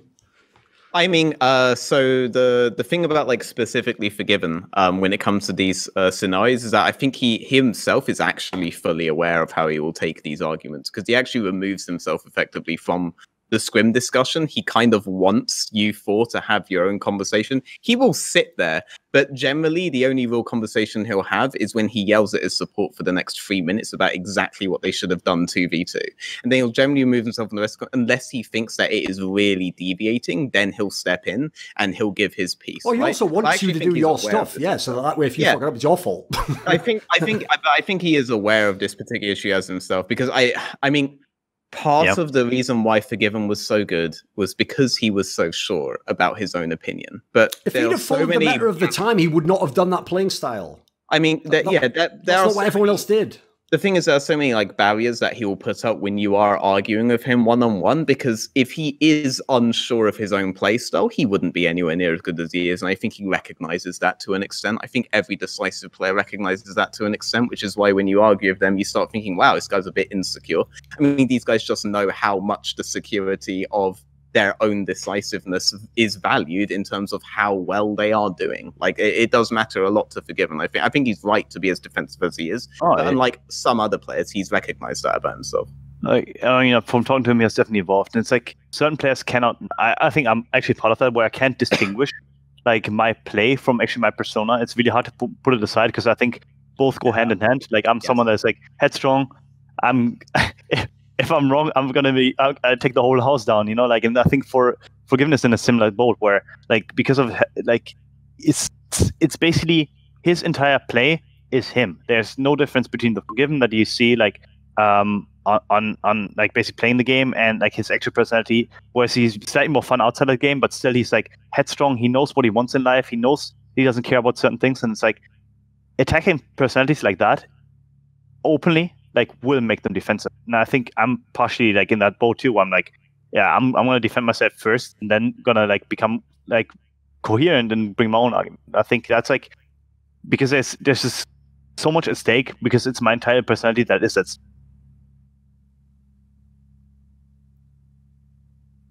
that it? No thoughts, Veteran? Oh no, I mean, like, I agree with everything that you just said. Like, that was my point entirely on Forgiven. Like, I think the reasons why he is so good is intrinsically tied to his persona. So I think if and you as I said there, any area, he'll be defensive. He's also the perfect example of why you don't say, but look what the other pros do. Like, remember when Forgiven came into the game, the best way to play AD carry in everyone's mind was how Reckless played. Yeah. That was it. Yeah, playing Jinx late game, playing. So as a result, if he'd have done that, first of all, he would not have been Forgiven. And then secondly, we would never had the style that he literally innovated, which, by the way, eventually Reckless had to take fucking cues from. Yeah. So it's like the same strength that got him there was also his flaw later, of course. I always say the same thing about Froggen, right? Everyone loves to go, like, the obvious reason, by the way, as to why people go at Froggen is because it's a way to, like, attack me. They think it's like my weak underbelly, and if they just stick the knife in there, they're going to get me. All I'll say is this. I've said it a million times. No one's ever taken my offer up. There's two things you could do that would actually... You could maybe crack me. You could maybe get me to convince me that he's a mad overrated player and he's just average now, like everyone tells me. These are the two things you could do. One, go and take a bunch of his games, real pro games, and show me the minutiae. Do an LS. Pause frame by frame and tell me how this is incorrect, what he's doing. He doesn't understand this trade here. Like, with this champion, he should be fighting over here. He should be roaming. No one's ever done it. And then secondly, have an interview with him or bring him on a show and beat him in an argument. You know what's funny? I don't know if you ever saw this, Veteran. Loco tried to do this. We brought him on, right? And I said to Loco, well, basically on the show, like, you put Loco against him. I know. Listen, that was sort of like a little bit unfair. That was like putting your kid brother against like fucking Muhammad Ali or something. So, yeah, like, you think he's not that good? Beat him then. So I agree. Listen, it wasn't the best person. I'd rather it be like Veteran or something like that. But all I'll say is, they fall apart because, again, these are people who, they aren't doing this stuff just because they're an idiot. They have a whole coherent philosophy on the game, usually which was based on their entire career. Like things they learned playing with this guy and then against this man. And so things that they're holding on to, you might have a good reason. You might even be right. It might be not as inefficient now or not as efficient now, but they have a reason why they can still make it work or they think it does still work. And I'd agree similarly with what Veteran said at the end there. Like, at the end of the day, when the guys then go in the server and generally do it, that's why it's so hard to argue against them. You can argue theoretically, but when they go in and it just works, it's like, yeah, I mean, what am I supposed to do? Shadow box what the other guy should have done but didn't do? Like, yeah, fuck, I guess it sort of works, right? Yeah, I mean, especially if it becomes like repeatedly, something where like people just keep winning, keep doing well, and then you try to keep poking holes into their playstyle and what they're doing. Yeah. It's like, it's so futile, and at some point you're going to run out of arguments because at some point, like, it is just that way. You're just, and at that point, like, practically wrong. You're not theoretically wrong, but you're practically wrong. That's it. So I just think it ends up with people essentially eliminating half of what they should actually be considering, because they're considering the game, but they're not considering the people playing the game, and they're not considering how that impacts the game itself, and they will generally just refuse the idea that you can know exactly how it will impact the game, and you can know this stuff, and this is such a massive job for every coaching staff on the planet, and it's how you become an effective. This video was kindly supported by Alexander Rao, Dean Tanglis, Emanuel Särnbratt, JDubs, NateDOhDoubleG, the Puyallup Tribe, Tobias Bernasconi, Xinged, and a special thanks always goes out to Jerky's Minion. Do you want to suggest a topic or a guest for my shows? Maybe ask a question in my monthly video AMA? Do you want teasers? Who are the guests on my next content? Maybe you want to take part in one of those donated discussions with me where we go really deep into the weeds. Well, if so, put your money where your mouth is and join the Scrilluminati today in the description box link below.